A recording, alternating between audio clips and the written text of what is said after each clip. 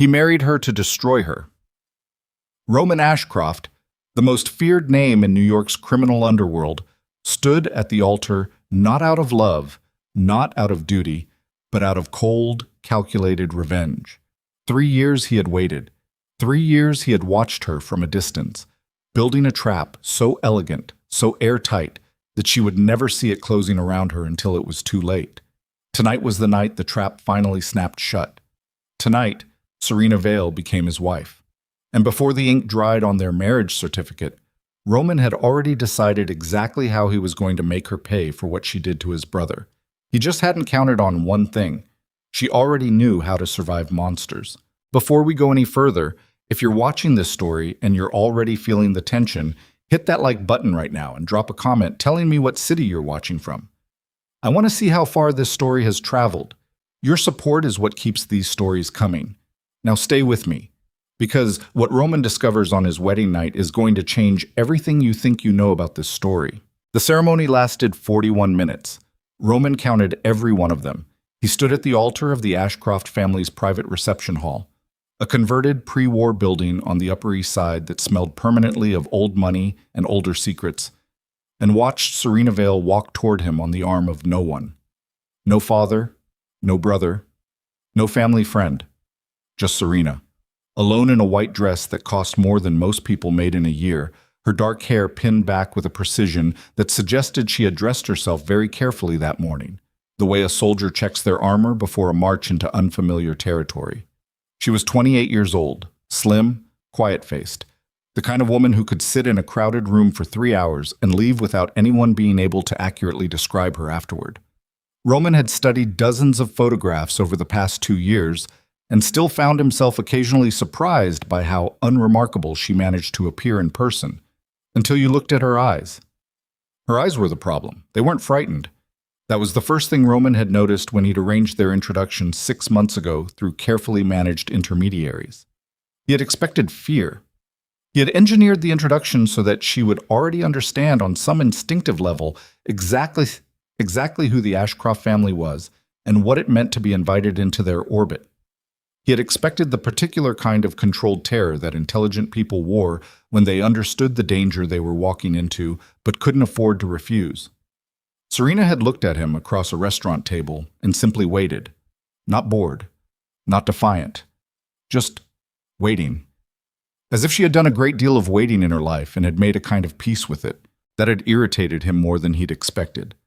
Now she reached the altar, and the officiant began speaking, and Roman looked at the woman beside him and thought, "You have no idea what tonight is going to cost you."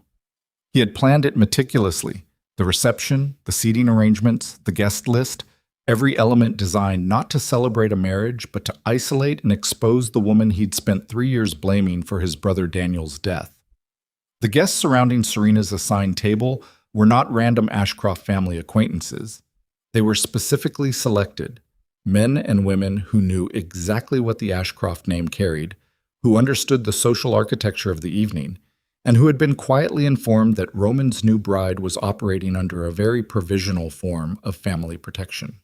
Meaning, she was fair game for whatever cruelties polished people could inflict without raising their voices. Roman said the words the officiant prompted him to say. He did not look at Serena while he said them. She said her words clearly, without hesitation, without any of the trembling emotion that women in this situation, women who understood the full weight of what they were entering, typically couldn't fully suppress. When the officiant declared them married and Roman finally made himself look at her directly, Serena was already looking back at him, calm, measuring, as if she were the one conducting an assessment. He leaned down and pressed his mouth briefly to hers, perfunctory, cold, the gesture of a man completing a business transaction, and the assembled guests applauded, and the trap was officially closed. The reception was held in the ballroom 1 floor below. 300 guests, a jazz quartet, waitstaff in black moving through the crowd with champagne and carefully constructed appetizers, the kind of event that photographed beautifully and meant nothing. Roman spent the first 90 minutes working the room, accepting congratulations, shaking hands, exchanging pleasantries with the specific category of powerful men who attended Ashcroft family events. lawyers whose client lists were kept in encrypted files, city officials who received envelopes twice yearly, captains who ran operations Roman had inherited from his father and had spent the past 8 years expanding with a ruthlessness that had cemented his reputation as something categorically different from the old guard. Roman's father, Edward Ashcroft, had been brutal but sentimental. He'd had weaknesses: women, old loyalties, a stubborn attachment to certain neighborhoods that had cost the family more than it ever gained. Roman had watched his father operate for 18 years and had cataloged every mistake with the cool detachment of someone who already knew they would eventually be called upon to do things differently. He had been 22 when his father died. A car accident, officially. Roman had never asked too many questions about the specifics. He was 34 now, and the name he'd inherited had become something that made grown men choose their words carefully before they spoke. He watched Serena across the ballroom. She was seated at her assigned table, surrounded by the guests he had placed there. Counselor Haight, a man whose specific variety of cruelty ran toward condescension and carefully implied threats, had apparently already begun a conversation that had turned Serena's two table mates visibly uncomfortable. Roman watched Haight lean across the table toward Serena, watched the man's mouth moving, watched the slight lowering of Haight's eyebrows that meant he was applying a particular kind of social pressure he'd refined over 30 years in rooms where pressure was the primary currency. Serena listened. Then she said something brief. Then she picked up her water glass and drank from it and turned to speak to the woman beside her, effectively ending whatever Haight had been attempting. Haight sat back. His face did something complicated. Roman set down his champagne glass. Interesting. He crossed the ballroom at a measured pace, stopping twice to exchange brief pleasantries, keeping his trajectory indirect enough that it wouldn't look deliberate to anyone watching. He reached Serena's table as the jazz quartet shifted into something quieter and reached down and touched her shoulder lightly. "Dance with me," he said. It wasn't a question. She looked up at him, those unreadable eyes. Then she set her napkin on the table and stood. He led her to the floor and put one hand on her waist and took her hand with the other, and they began moving through the standard motions of a slow dance. Around them, other couples had moved onto the floor, creating the buffer of privacy that Roman had calculated this moment would require. "Counselor Haight bothering you?" Roman said quietly. "He was telling me about the Ashcroft family's history of managing difficult women," Serena said. Her voice was low and even. "He seemed to think I should find it informative." "And did you?" "Not particularly." A pause. "He's going to want something from you by the end of the evening." The story about managing difficult women was his way of warming up to the ask. Roman looked at her. "You've been sitting there for 40 minutes. "I've been listening for 40 minutes, she said. "There's a difference." He turned her through a slow rotation. Her hand in his was dry and cool, no trembling, no white-knuckled grip. "You don't seem nervous," he said. "Should I be?" "Most people who marry into this family are." "Most people who marry into this family probably didn't have much choice in the matter," Serena said. "Neither did I. But being afraid of things you can't change is a waste of energy." Roman said nothing for a moment. He was recalibrating. He had expected, he had prepared for, a woman who would react to pressure with either defiance or submission, the two standard responses of people placed in impossible situations. Defiance he could work with. Submission would have bored him. But this flat, careful equanimity was something he hadn't fully accounted for, and that small miscalculation lodged in his chest like a splinter. "My brother's name was Daniel," Roman said. A very slight change in her expression. Almost imperceptible. If he hadn't been watching her face with the concentrated attention of someone who had spent 3 years thinking about this moment, he would have missed it. "I know," she said. "He died 2.5 years ago." "I know that too." "He was 26. Roman kept his voice level, conversational, the way you discuss something that hadn't broken something permanent inside you. He'd been planning to get out, leave the family business. He'd been accepted to a graduate program in environmental science, of all things. He was going to study watershed restoration. He said the last part with a slight twist of something that might have been grief or might have been contempt. He was the only person in 3 generations of this family who wanted to do something genuinely useless with his life. And then he met you. Serena was quiet. And then 8 months later, he was dead, Roman said. And you blame me, she said. Don't you think I should? The song ended. Around them, couples separated and repaired, and the quiet shuffling of movement filled the brief silence between songs. Serena looked up at him. I think, she said carefully, that grief makes very compelling stories. And I think you've been telling yourself a particular story for a long time. A pause. Whether that story is accurate is a different question. Roman studied her face for a long moment. Then he released her hand and stepped back. Enjoy the rest of the reception, he said. The guests left before midnight. It was the particular efficiency of people who understood that they had been present for the ceremony, but that whatever came after the ceremony was not their business to witness. Roman's uncle Vincent was one of the last to leave. He was 61 years old, broad-shouldered, silver-haired, with the settled authority of a man who had spent his life being considered the reasonable one. He had been the one who first suggested the marriage, framed it as a strategic consolidation, a way to bring a loose thread into the family's control. Roman had taken the suggestion and added his own reasons to it. Vincent clasped Roman's hand at the door. She's composed, he said, in the approving tone of a man evaluating livestock. She is, Roman said. Good. Vincent looked past Roman toward the interior of the building. Composed women are predictable. That makes things simpler. He squeezed Roman's hand once and left. Roman watched the car pull away and felt something he couldn't immediately name move through him. The penthouse occupied the top floor. Serena had been escorted up by the building's house manager while Roman finished seeing out the last guests. By the time he entered the penthouse, she had changed out of the wedding dress into dark slacks and a long-sleeved gray top and was standing at the floor-to-ceiling windows overlooking the Manhattan skyline, the city's lights reflecting in dull multiples off the wet glass. It had started raining at some point during the reception. Roman hadn't noticed until now. He took off his jacket, set it over the back of a chair, loosened his tie. These small physical routines gave him a moment to observe her without the observation being visible. She was standing with her arms crossed loosely over her chest.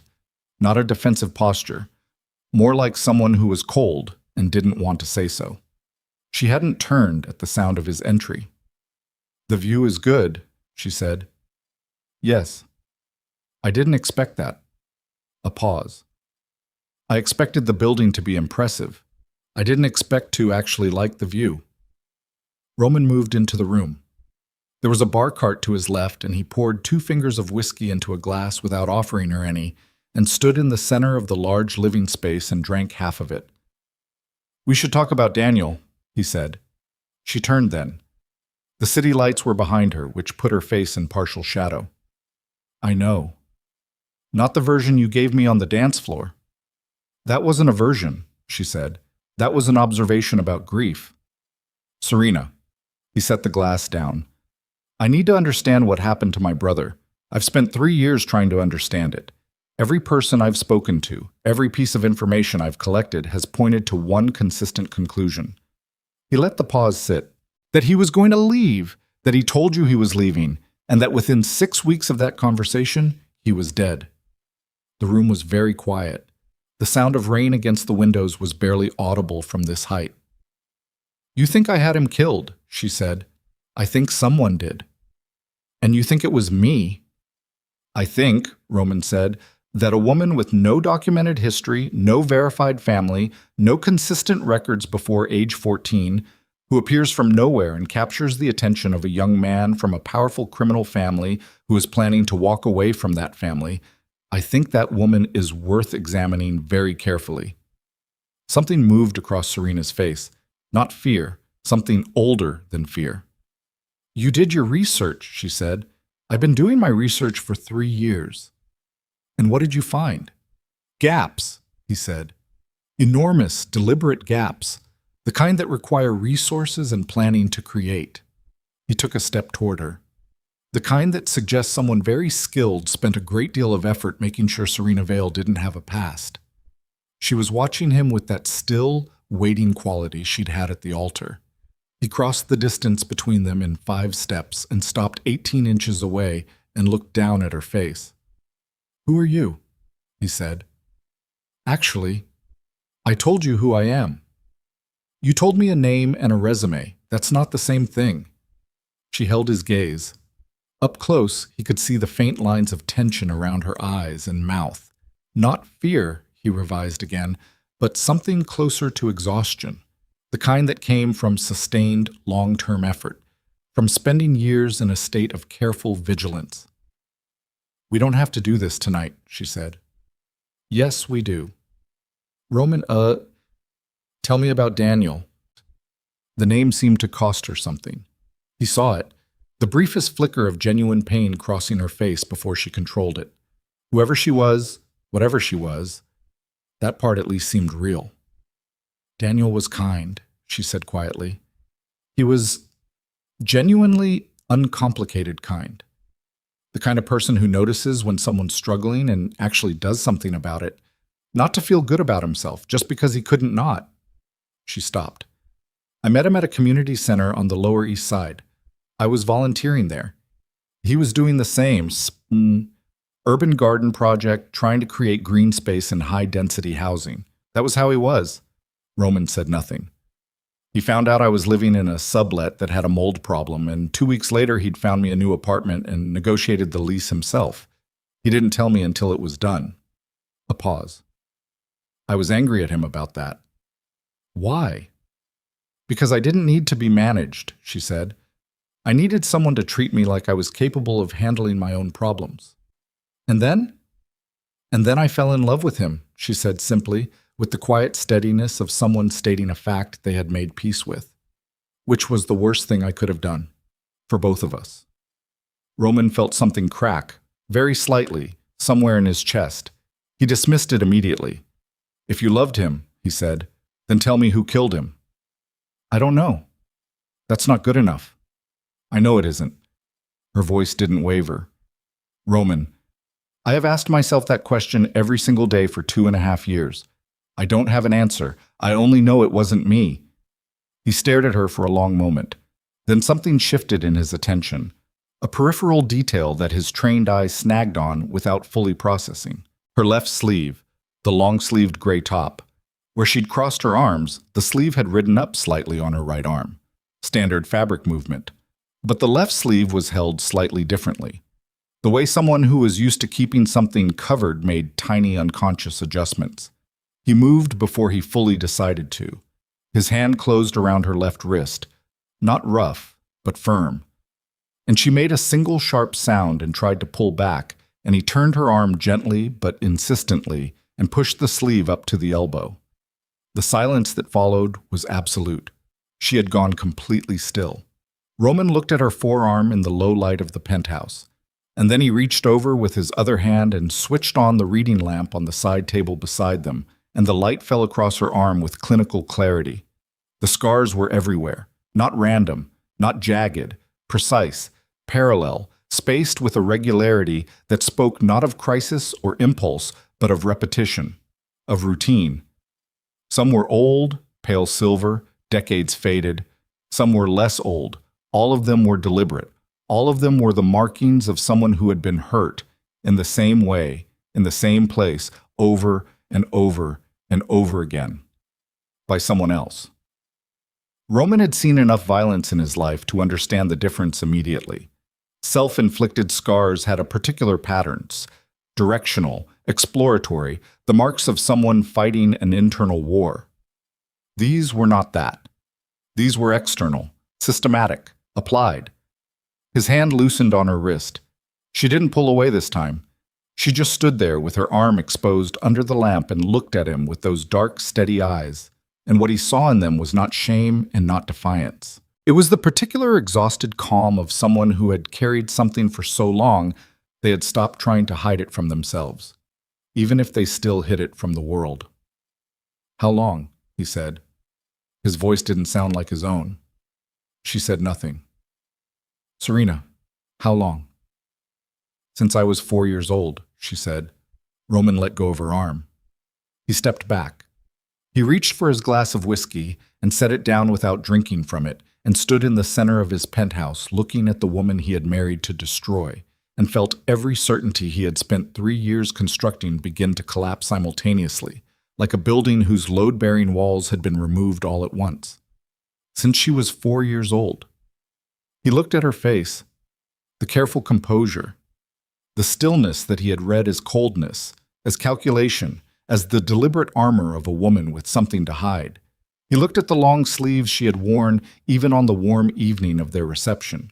He thought about the gaps in her records, the absence of any verifiable history before age 14, not gaps created by someone hiding guilt, gaps created by someone hiding a child. The room felt different. The rain against the windows felt different. Even the skyline outside felt different. Less like a backdrop to his carefully constructed revenge and more like a witness to something he hadn't been prepared for. "Who did this to you?" he said.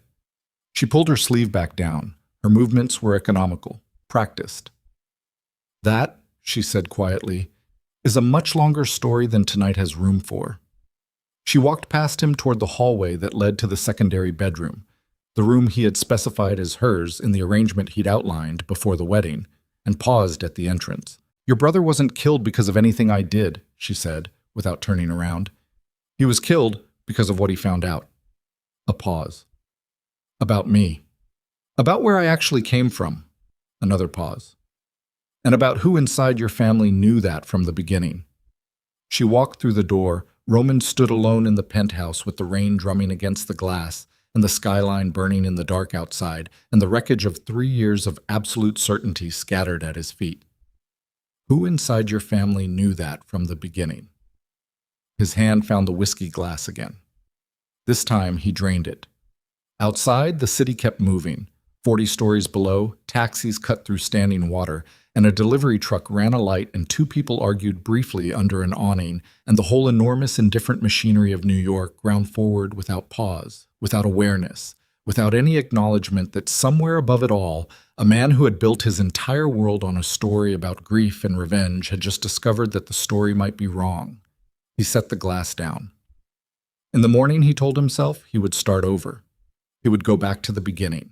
He would find the actual truth instead of the one he had constructed. And then a different thought arrived, quiet and cold as the rain. What if the truth had been in front of him all along, and someone had made very sure he was looking in the wrong direction? His Uncle Vincent's voice came back to him from the doorway. 90 minutes ago, composed women are predictable. That makes things simpler. Roman stood very still. Somewhere in the building, a door closed softly. He stood there in the dark for a long time, thinking about a dead brother, a woman with 24 years of scars, and an uncle who had suggested this marriage before Roman had even thought to consider it himself. And for the first time in 8 years of running the most feared criminal operation in New York, Roman Ashcroft felt something he hadn't expected to feel again. He felt like he was the one standing inside someone else's trap. Roman didn't sleep. He sat in the leather chair beside the window until the rain stopped somewhere around 3 in the morning, and then he sat there while the wet streets below slowly dried, and then he sat there while the sky began its slow gray shift toward dawn, and he thought about his brother. Daniel had been 6 years younger. The gap had meant they were never close in the way brothers in films were close. No shared bedrooms, no united front against parental authority, no particular language that belonged only to them. What they'd had instead was something quieter and more durable, a mutual understanding that the other existed in the world and that this was, on balance, a good thing. Roman had watched Daniel grow up with the particular fond detachment of someone too absorbed in their own survival to give full attention to another person's, and had told himself that was sufficient. He understood now that it wasn't. He understood now that he had not actually known his brother at all. He had known a version of Daniel, the youngest Ashcroft, the idealistic one, the boy who wanted to restore watersheds and grow food in concrete neighborhoods, and had taken for granted that this version was complete, that there were no deeper rooms, that Daniel's life outside the family's orbit was essentially an extension of what Roman already understood. But Daniel had found Serena, and whatever Daniel had found out about her, whatever had gotten him killed, had evidently been significant enough to cost him everything. Roman got up at 5:30, made coffee, and went to work. He had 3 men he used for sensitive investigative work. Not the kind of muscle he deployed for physical problems. These were quieter, more expensive.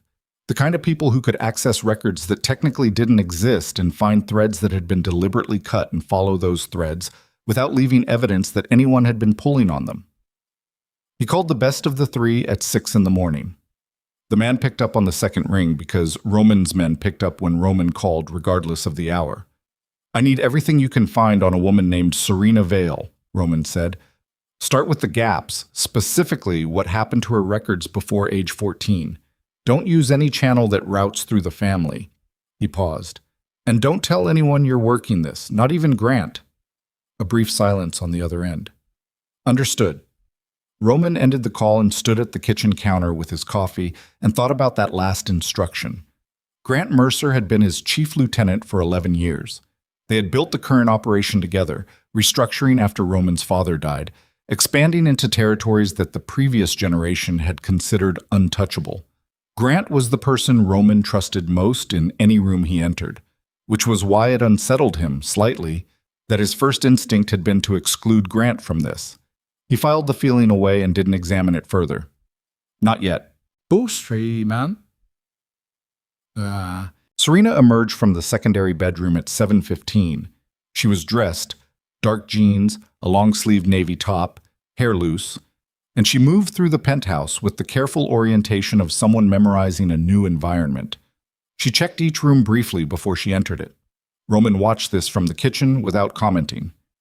It was the behavior of someone who had spent a long time needing to know where the exits were. She stopped at the kitchen entrance when she saw him.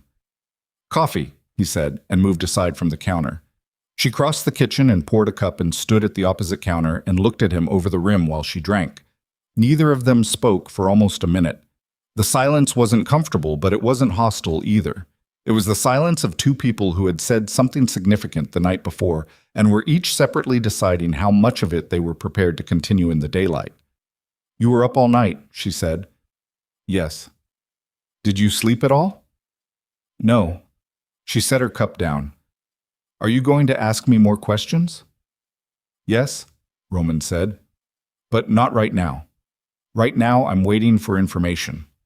Something shifted in her expression. "What kind of information?" "The kind that tells me whether what you said last night is the truth or another version of a story." He looked at her steadily. "I've been building a case against you for 3 years, Serena. I don't dismantle it based on one conversation and some scars." She didn't flinch.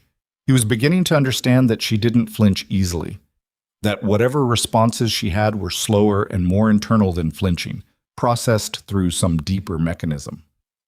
"That's fair," she said. "I know it's fair." "I mean, I actually think it's fair," she said. Not sarcastically. "You've been lied to. The fact that it might not have been me doesn't mean you weren't lied to." A pause. "You should verify everything." "I intend to." "And in the meantime?" Roman set down his own cup. "In the meantime, we do exactly what we planned. We appear in public. We attend the family dinner on Thursday. We behave like a recently married couple building a functional partnership." He met her eyes. "Whatever is actually happening between us stays inside this penthouse." Serena looked at him for a long moment. Then she nodded once, with the crisp economy of someone who had experience compartmentalizing their actual circumstances from the version of their circumstances they showed the world. "All right," she said. The first file arrived Thursday morning, 4 hours before the family dinner. Roman read it at his desk in the penthouse's office while Serena was in the other room, and halfway through the second page he set the papers down and stared at the wall for a full 30 seconds before he could continue. The investigator had found the edge of the original record, the one that predated the constructed identity of Serena Vale. It had taken 72 hours and 3 separate access routes into Federal Protective Service archives, and what it revealed was not what Roman had spent 3 years imagining. Serena's original name was not Serena Vale. She had been placed in a federal witness protection program at age 4, following the murder of both her parents. Her father had been a federal judge, Honorable Marcus Chen, appointed to the Eastern District at 39, dead at 43 from 2 bullets to the head in the driveway of his home in Westchester. Her mother had died the same night. The murders had never been officially solved. The child, 4 years old, found hiding in a kitchen cabinet by the first responding officers, had been taken immediately into protective custody and had spent the next decade moving through a series of carefully managed placements, her identity reconstructed every 2 to 3 years to stay ahead of whoever had killed her parents. Roman turned the page. Her father, Judge Marcus Chen, had been building a sealed case in the 18 months before his death. The nature of the case was not fully detailed in the file. That portion remained classified at a federal level that Roman's investigator couldn't penetrate, but the broad outline was visible through adjacent documents. It involved a trafficking network, a large one, organized, protected, with connections extending into municipal government, law enforcement, and private legal practice in at least 4 states. The case had died with Marcus Chen. The documents he'd compiled, years of evidence, had never been located. Roman turned another page and stopped again. The trafficking network. He knew that name, not because he had ever been involved with it.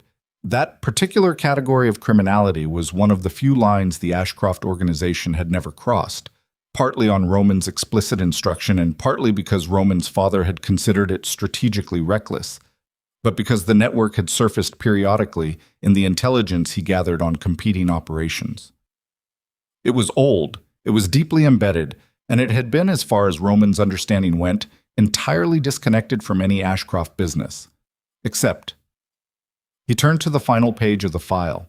His investigator had added a handwritten note at the bottom because some things you didn't want to put in a typed document, even on a secure line. The note said, "One of the attorneys named in the sealed case cross-references with Ashcroft family legal representation, specifically the firm of Kellerman and Voss. Specifically, partner Raymond Voss, who has represented Ashcroft interests since 1987. Raymond Voss, who reported directly to Vincent Ashcroft." Roman sat very still. The family dinner was in 4 hours. He told Serena in this car. It was the safest place.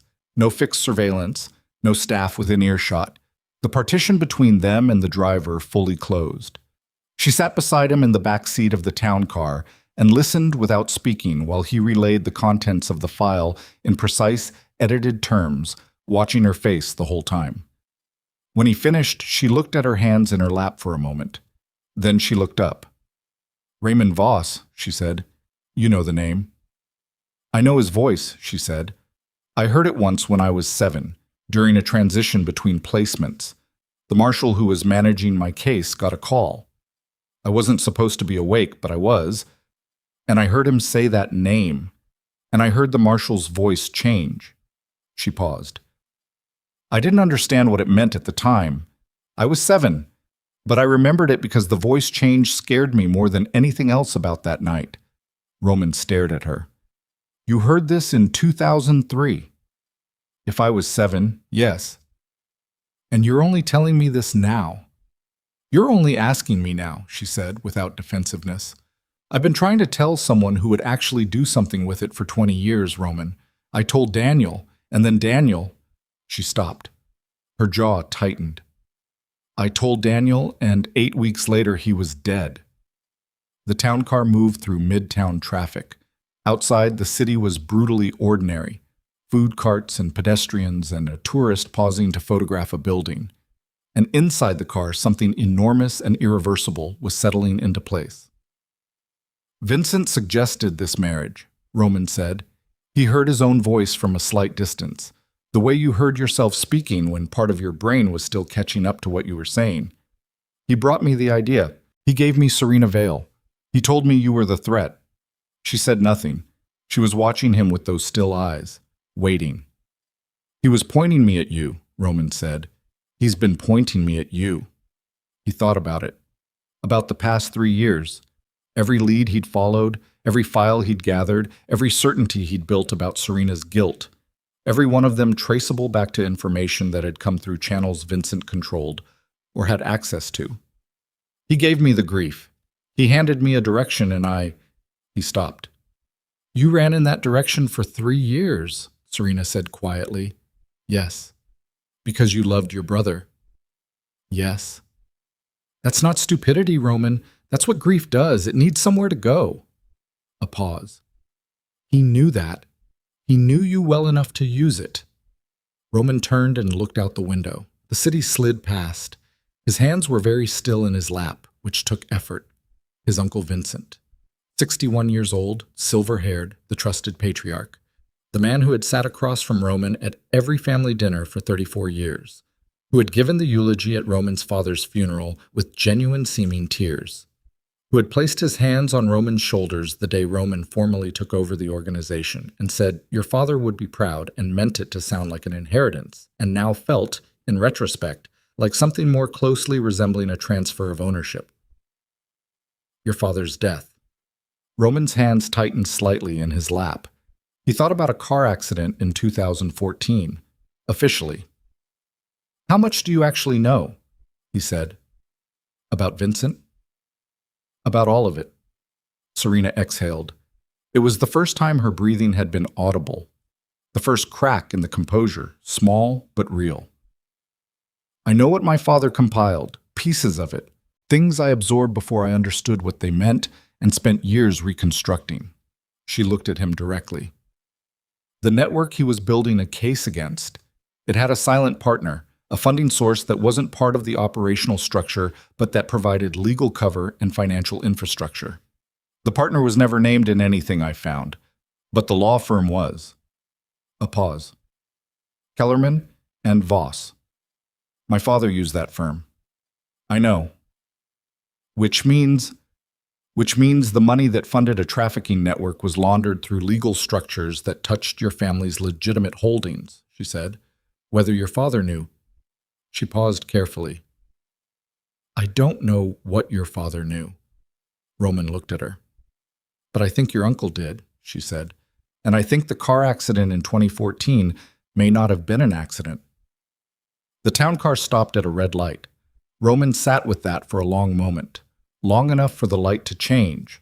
Long enough for the car to move again. You've known all this, he said. You've been carrying all this.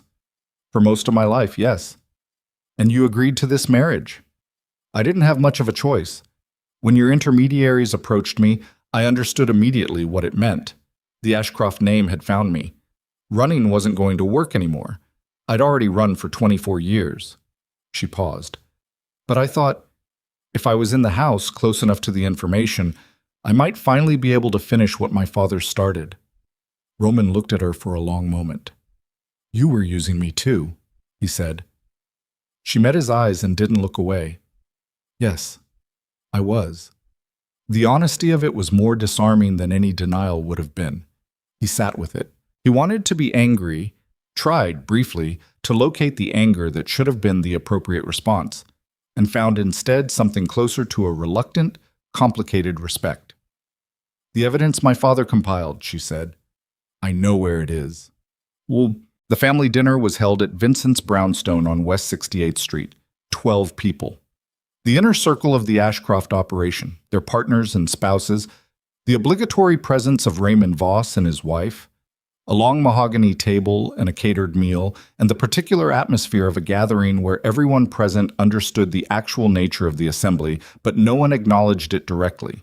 Roman sat beside Serena and ate and spoke and smiled with the mechanical precision of a man performing a role he had played many times.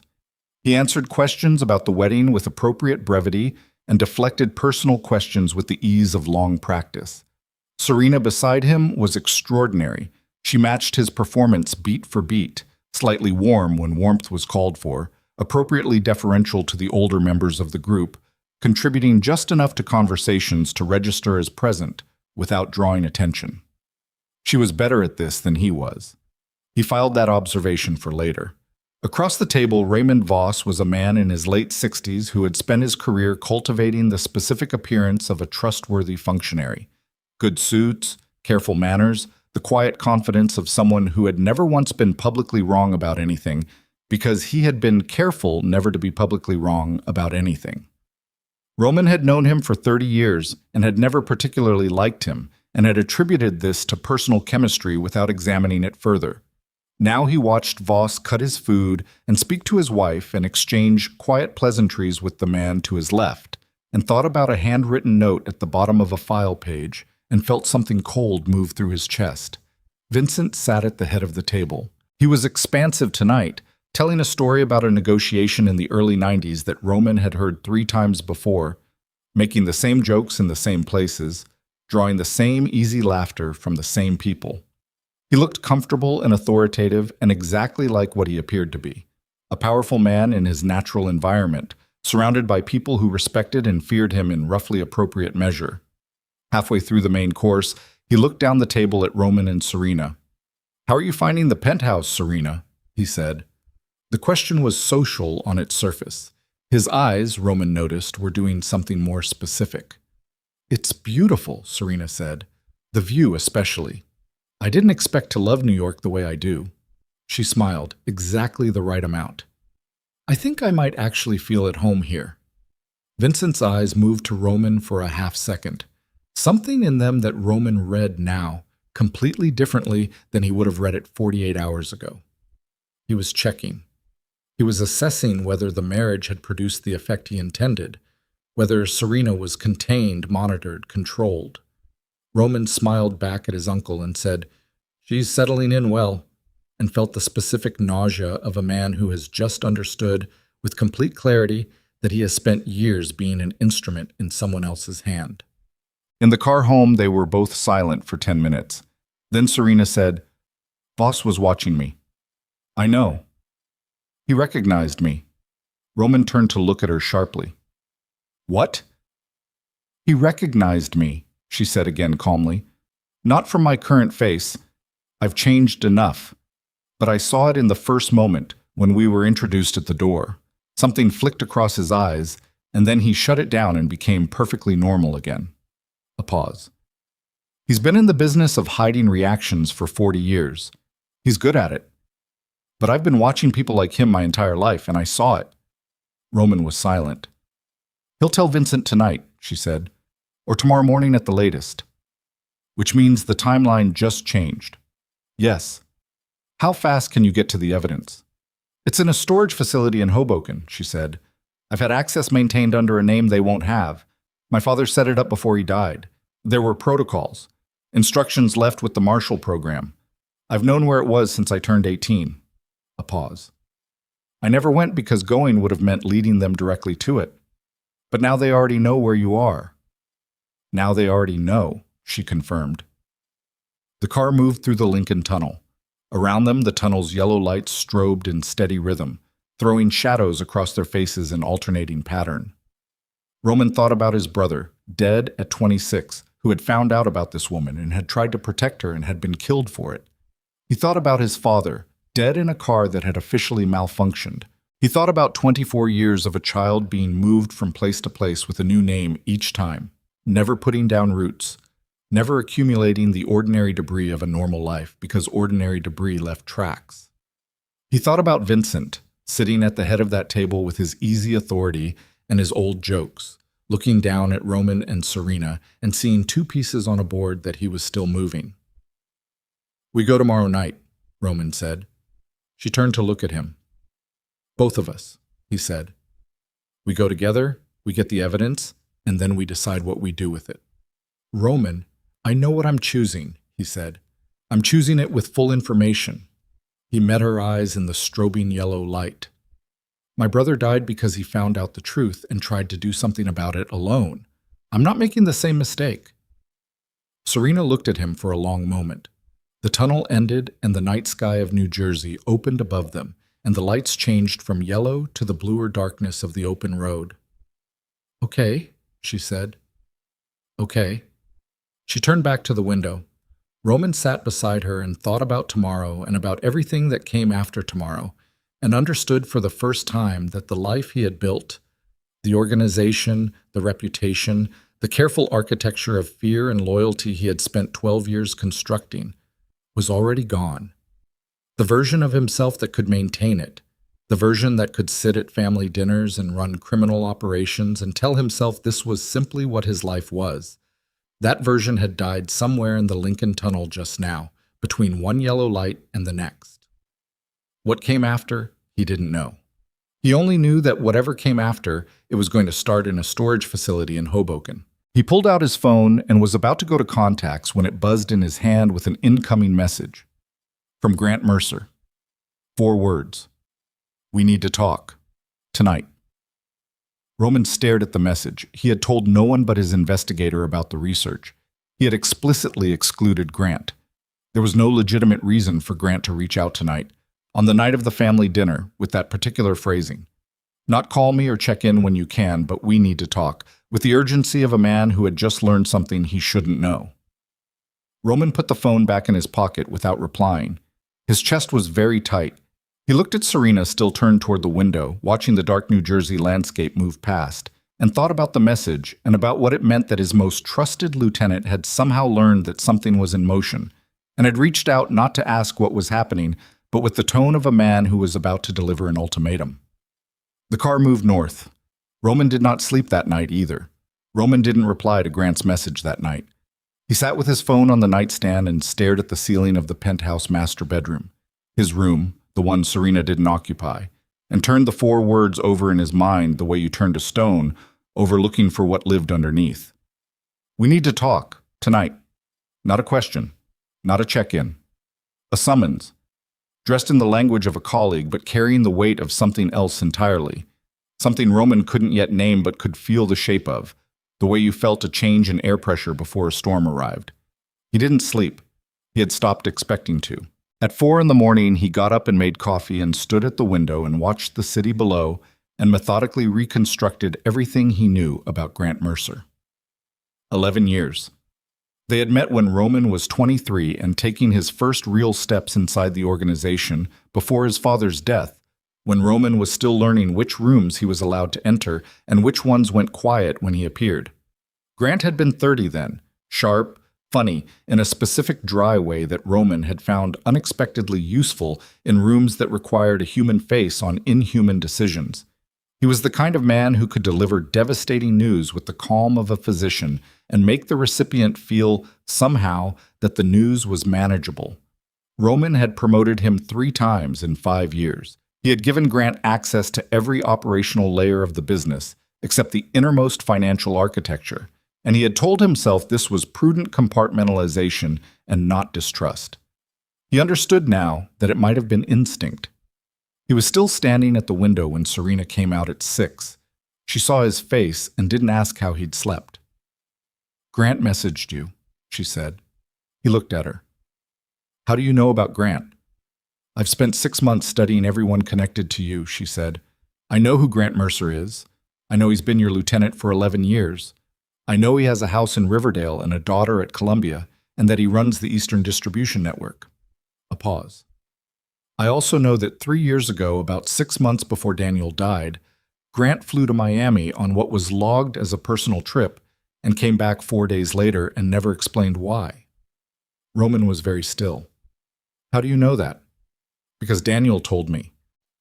She crossed the kitchen and poured coffee. Daniel had started noticing things that didn't fit. He mentioned the Miami trip because it bothered him.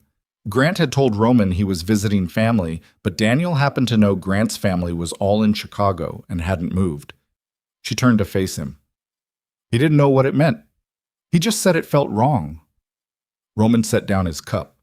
Daniel had noticed.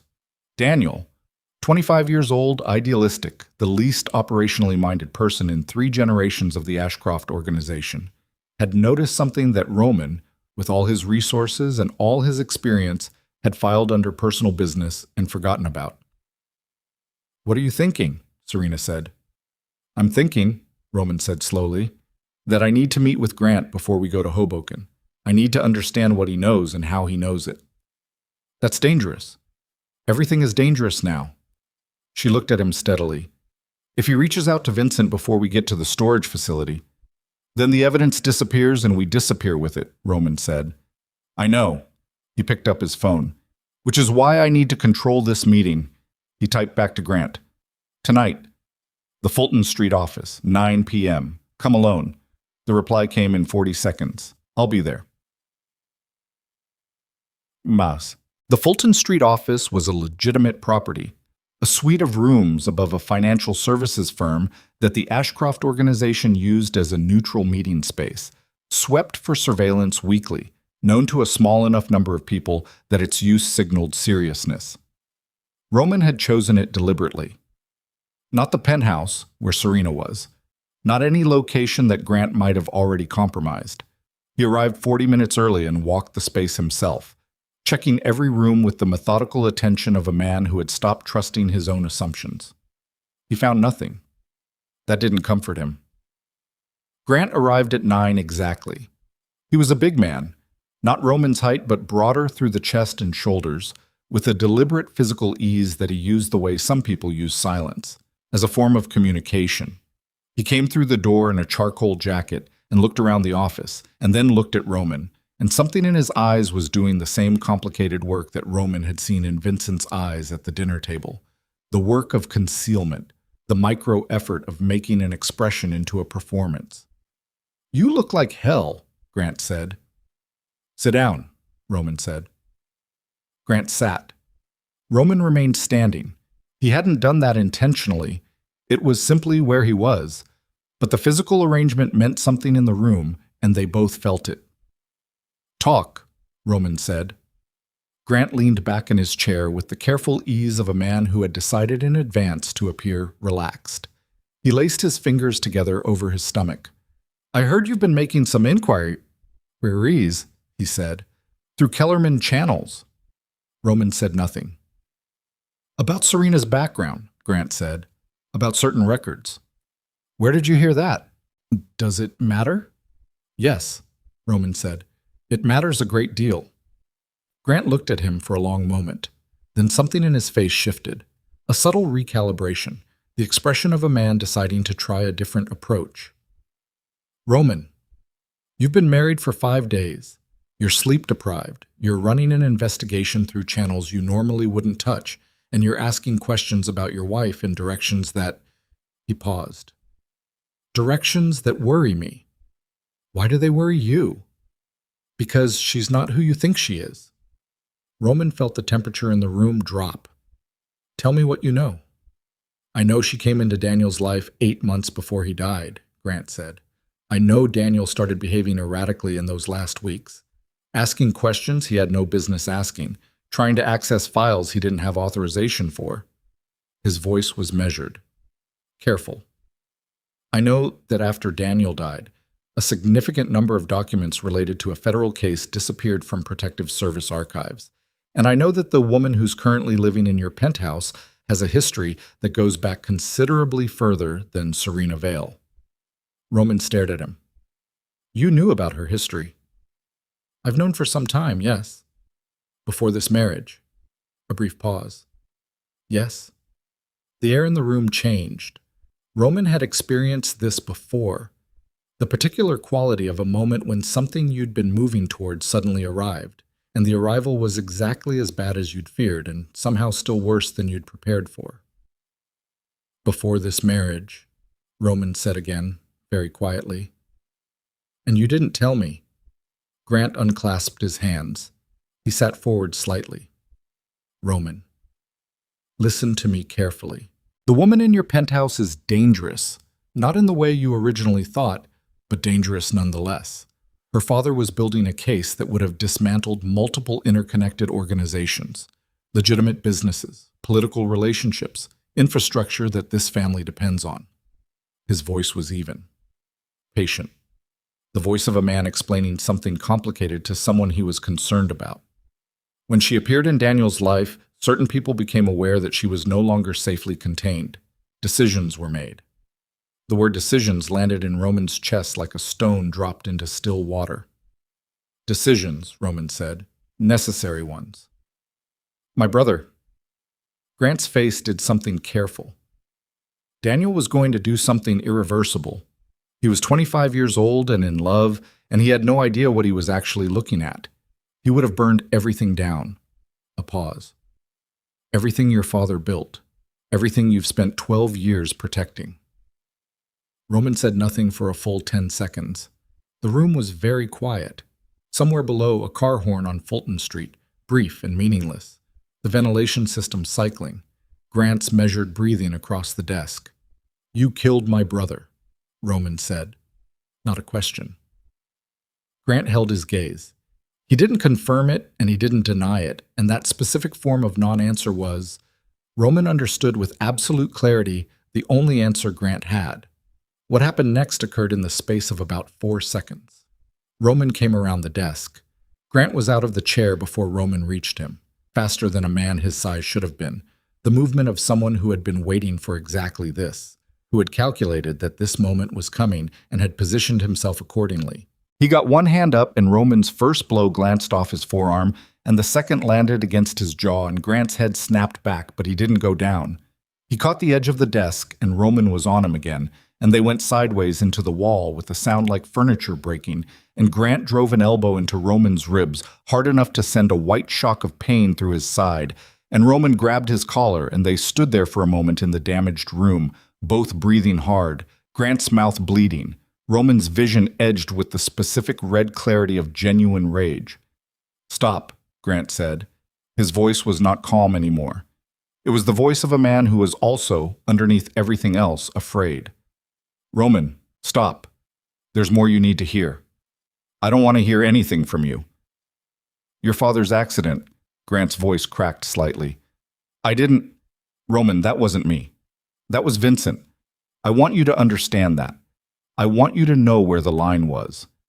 Roman loosened his grip by 3 degrees, not because he believed it, but because the information was potentially useful.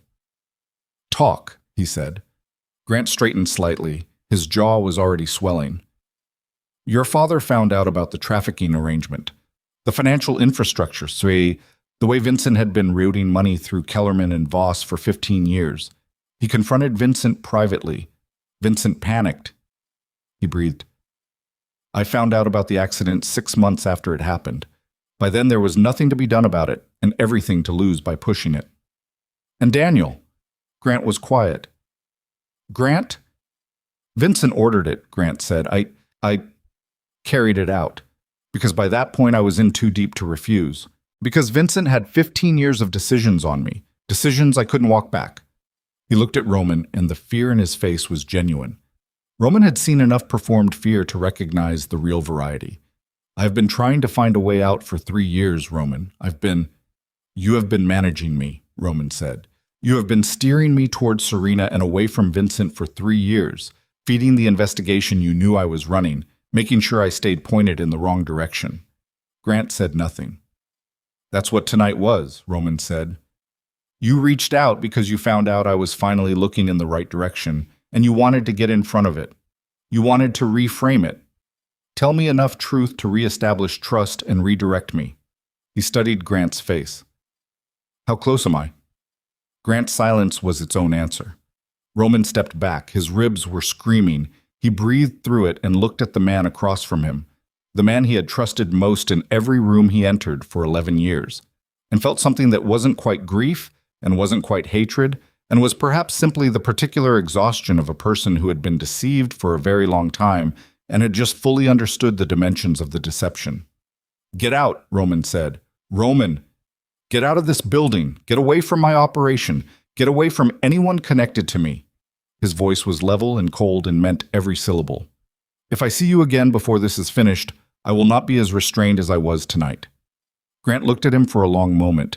Then he straightened his jacket, a useless gesture, the instinctive dignity of a man who had just lost everything, and walked to the door. At the threshold he stopped. "Vincent knows about Hoboken," he said, without turning around. "He's known for 2 months. Whatever you're planning for tomorrow night, he's ahead of you." He walked out. Roman stood in the damaged office and heard the door close, and then heard nothing. He called Serena from the car. "Change of plans," he said when she picked up.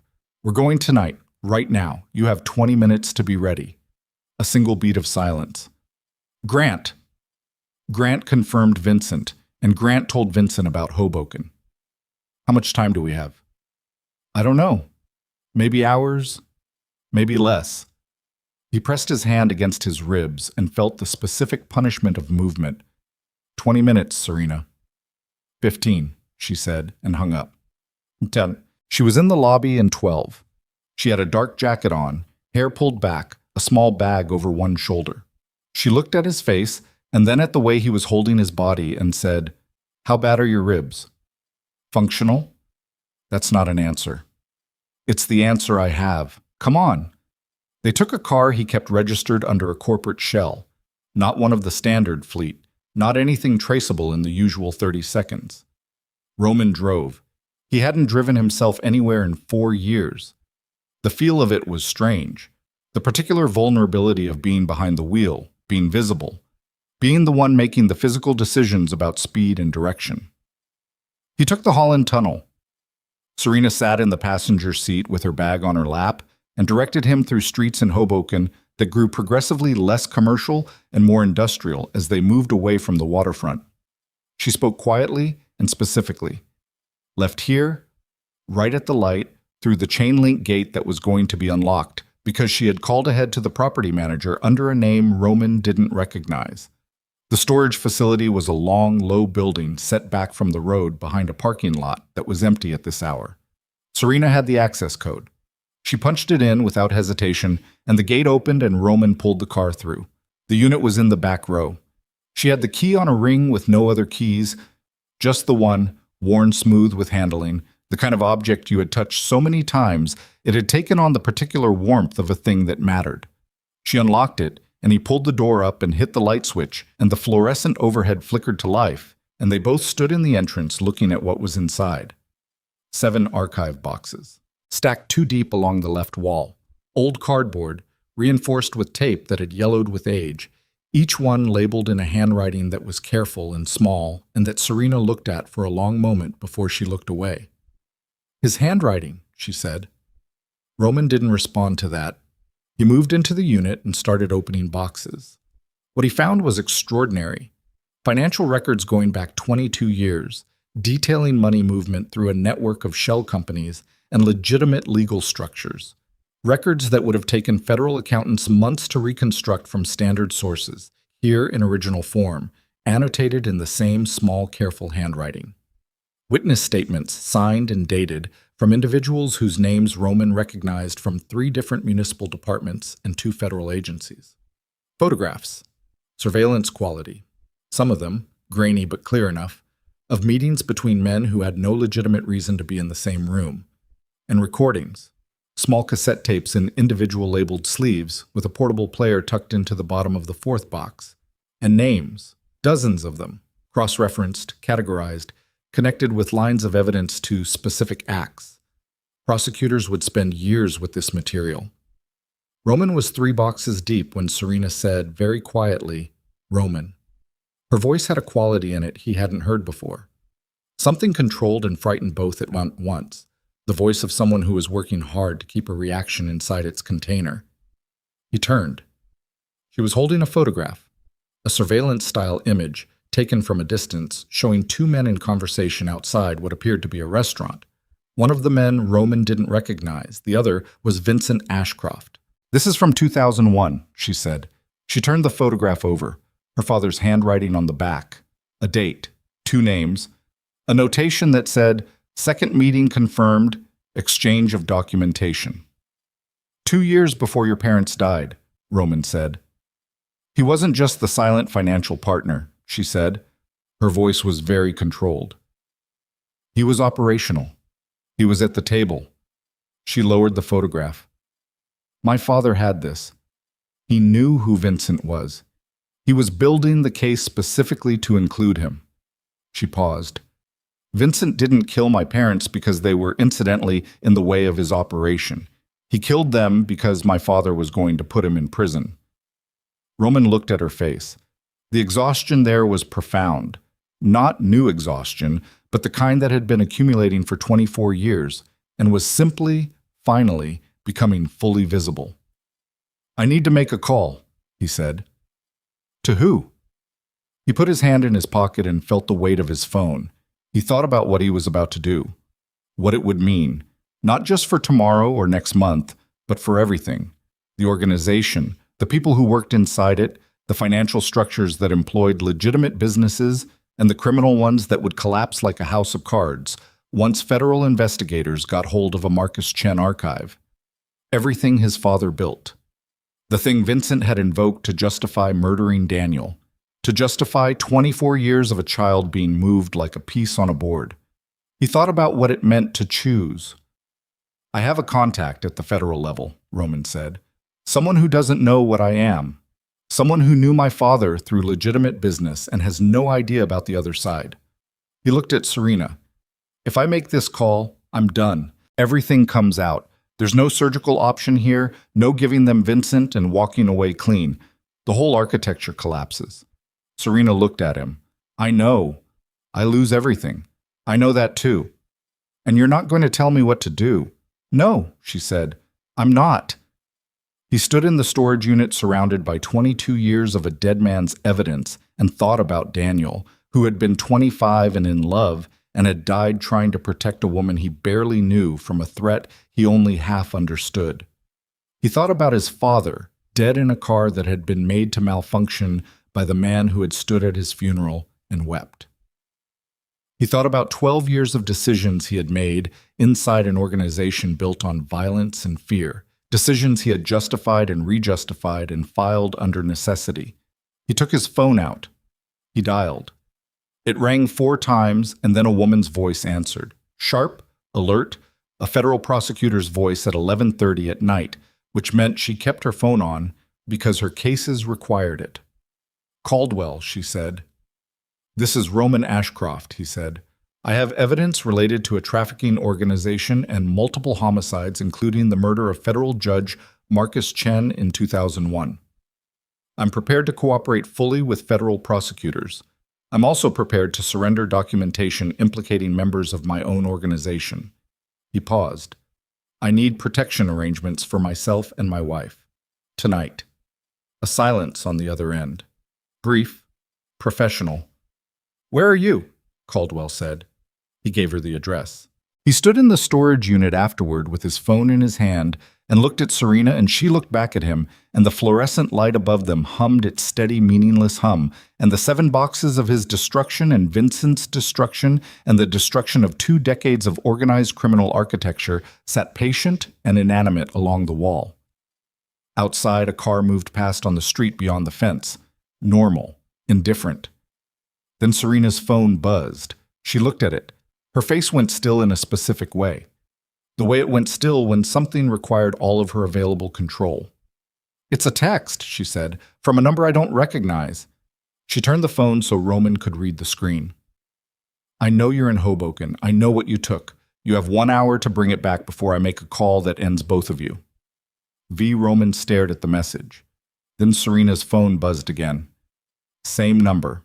A second message. Tell Roman his federal contact works for me. Has for 6 years. Her name is Caldwell. The storage unit was absolutely silent. Roman looked at the phone in his own hand, at the call still showing in his recent history, at the name he had just given their location to, at the address he had spoken aloud to a woman whose name had just appeared in a threat from the man who had murdered his brother and his father. He looked up at Serena. Her face was ash pale. She was already thinking what he was thinking. He could see it. The rapid calculation moving behind her eyes, the same terrible arithmetic. They had just told Vincent's asset exactly where they were, what they had, and that they were planning to cooperate with federal authorities. They had, in the space of a 3-minute phone call, handed every remaining advantage they possessed to the man trying to kill them. Roman grabbed the nearest archive box. We have to move, he said. Right now. Help me get these into the car. Where are we going? I don't know yet. He picked up a second box. His ribs punished him for it, and he kept moving. Somewhere Vincent doesn't know about, somewhere I've never told Grant about, never used for anything connected to the organization. He moved toward the car. We need a different federal contact, someone completely outside the channels Vincent could have reached. He thought fast, brutal, discarding options as he generated them. There's an FBI field supervisor I was surveilled by 4 years ago. Never charged, never cooperated, purely adversarial. Vincent would have no reason to turn that relationship because it didn't look like a relationship. Do you have contact information? I have a name and a general memory of what building he worked out of. He loaded the boxes into the trunk. It's going to have to be enough. Serena was moving boxes with him. Efficient, no wasted motion, not asking any of the questions that were not useful right now. Her jaw was set and her breathing was controlled, and in the fluorescent half-dark of the parking lot, she looked like someone who had been preparing for exactly this moment for 24 years and was finally, terribly, running out of time to be prepared.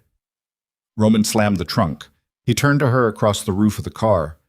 "If this goes wrong, it's not going to go wrong," she said. "Serena, get in the car, Roman." He got in the car. She got in beside him, and he started the engine and pulled out of the parking lot, and as they came through the gate onto the street, headlights bloomed in the rearview mirror. A vehicle that had been parked without lights, 50 meters down the road, that now pulled out behind them. Roman pressed the accelerator. The car behind them accelerated to match. Serena turned and looked through the rear window and turned back and said nothing, because there was nothing to say. And Roman drove, and the city opened up around them, enormous and indifferent, and full of streets that might lead somewhere safe or might lead nowhere at all. And the headlights behind them stayed exactly 20 car lengths back, close enough to follow, far enough to be patient, with the particular patience of people who already knew where all the exits were. Roman drove without a destination for 4 minutes. That was how long it took him to accept that there was no safe house, no contingency location, no address in his mental inventory that hadn't passed through channels Grant Mercer had access to. 11 years. Grant had known about every property, every shell company, every off-book arrangement Roman had constructed during his tenure running the organization, which meant Vincent knew, which meant the entire physical infrastructure of Roman's life, every place he might logically run, was potentially a mouth waiting to close around them. The headlights stayed 20 car lengths back, not closing, not backing off, just maintaining, with the patient precision of a surveillance team that had done this before and understood that the most effective pressure was the pressure that never quite arrived. "They're not trying to stop us," Serena said. She was turned slightly in her seat, watching the rear window with the focused attention of someone who had been in situations requiring exactly this kind of assessment. "They're following. They want to know where we go." "Because they want the rest of the boxes," Roman said. "We only got 4. 3 in the unit, so they need us to lead them to the car." She faced forward. "They'll move when we stop." Roman took a left without signaling and pushed the car through a yellow light and watched the headlights make the same left 30 seconds later. Professional distance. Clean technique. "How many do you think?" he said. "At least 2 in the follow car. Probably a second unit running parallel on a different street." She said it the way you stated a weather forecast. Something you worked with, not something you felt. Vincent wouldn't send amateurs. Roman's ribs had settled into a steady grinding pain that sharpened every time he turned the wheel hard. He breathed through it and kept his hands steady and thought. The FBI field supervisor. His name was Doyle, Marcus Doyle, out of the federal building on Broadway. Roman had never spoken to him directly. The surveillance 4 years ago had been conducted through intermediaries, and Roman had known he was being watched and had made himself boring for 8 months until the attention moved elsewhere. He had a face and a name and no phone number and no reason to believe Doyle would take a call from the man he'd surveilled at 11:45 on a Thursday night. He also had no other option. "I need a phone," he said. "Not mine, not yours." Serena reached into her jacket pocket and produced a small prepaid phone, the kind with a sliding keyboard, old technology, the kind that was harder to locate quickly on a network. Roman looked at it. "You've been carrying that?" "Since before the wedding," she said. "Yes." He took it with his right hand, keeping his left on the wheel. "Federal building on Broadway, FBI field office. I need a direct number for a supervisor named Marcus Doyle." She took the phone back, searched, found a number in under 45 seconds, and handed it back. He called. It rang 7 times. He was composing what he would say to a voicemail when someone picked up and a man's voice said Doyle, with the flat inflection of someone woken from light sleep who was used to being woken from light sleep. "My name is Roman Ashcroft," Roman said. "You surveilled me in 2021. I'm currently in a car in Hoboken being followed by people working for Vincent Ashcroft, who is connected to the murder of federal judge Marcus Chen in 2001. I have 4 boxes of original evidence compiled by Chen before his death. I made a mistake calling a federal prosecutor named Caldwell earlier tonight. I believe she's compromised. I'm telling you this because you're the only federal contact I have who Vincent has no reason to have reached." He paused. "I need somewhere to bring this evidence, and I need it in the next 20 minutes. A silence. Then Doyle said, Are you recording this call? No. Is anyone else on this line? No. Another silence, longer. Roman could hear the man breathing, the particular rhythm of someone processing information rapidly while managing the physiological response to being handed something enormous at midnight. How many vehicles on you? Doyle said. At least one confirmed, probably two. Where are you specifically? Roman looked at the cross street. Told him. Keep moving. Head toward the waterfront on Sinatra Drive. There's a parking structure at the north end. Municipal, 3 levels, usually empty after 10. Go to the second level and stop. A pause. I'm going to make 2 calls. Give me 8 minutes. I may not have 8 minutes. Then give me what you have. The line went quiet. Not disconnected, just quiet. Doyle was already on another call. Roman kept driving. Serena was watching him. He believed you? He's a professional. He's not going to tell me whether he believes me. He's going to verify what he can in the time he has and make a decision. Roman turned toward the waterfront. Or he's going to decide I'm not worth the risk and will arrive at that parking structure and find out we're alone. And if we're alone? He didn't answer that. She hadn't really expected him to. The follow car made every turn he made, still 20 lengths back, still patient. The parking structure was 3 levels of bare concrete and yellow fluorescent lighting, the kind of municipal infrastructure that was aggressively uninteresting from the outside and somehow even less interesting within. Roman took the ramp to the second level and stopped the car in the middle of the empty floor and killed the headlights, but left the engine running. They sat. 30 seconds. A minute. The follow car didn't come up the ramp. That was interesting. They were holding at street level, close enough to cover the exit, not willing to commit to the enclosed space, which meant either they'd been instructed to hold or they were waiting for something. They're waiting for someone, Serena said, reading the same situation he was. Reinforcements or instructions? Either way, we have a window. Roman's phone buzzed. The prepaid Doyle. There are 2 federal vehicles 4 minutes out, Doyle said. I've also confirmed the Caldwell situation. She's under internal review for undisclosed financial relationships. You were right to pull back. A pause, and in the pause, Roman could hear the specific quality of a man recalibrating his understanding of a situation. I'm coming myself. I'm 12 minutes out. Can you hold? The vehicle outside is holding. I don't know for how long. What do you have in the boxes? 22 years of original financial documentation, witness statements, photographs, and audio recordings compiled by Marcus Chen before his murder.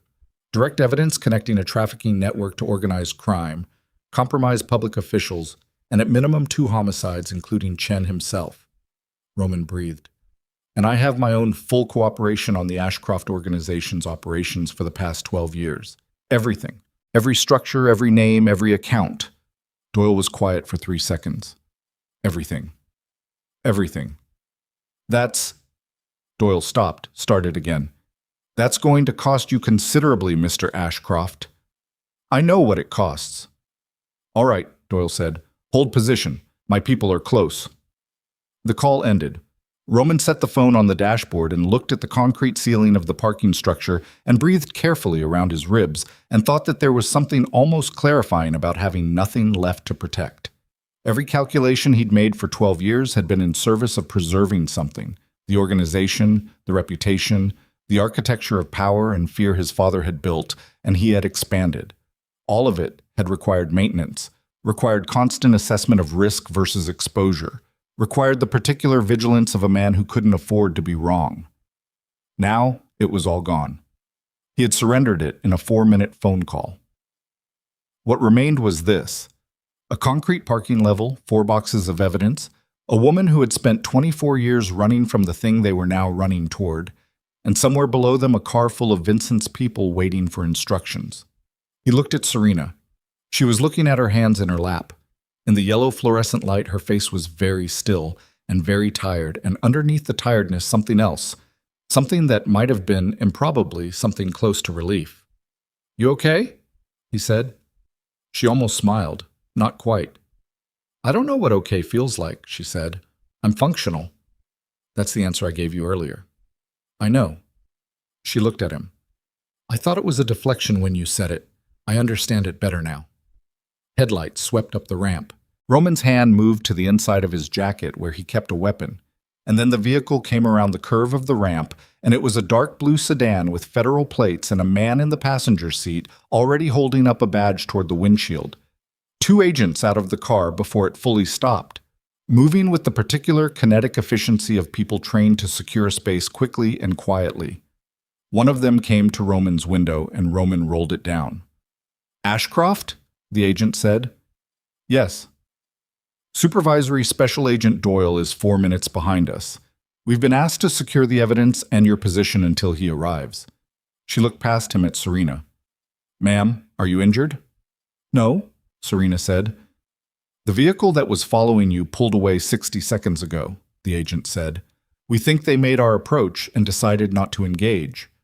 Roman felt the tension in his chest drop by approximately 1 degree. "They'll report to Vincent." "We know.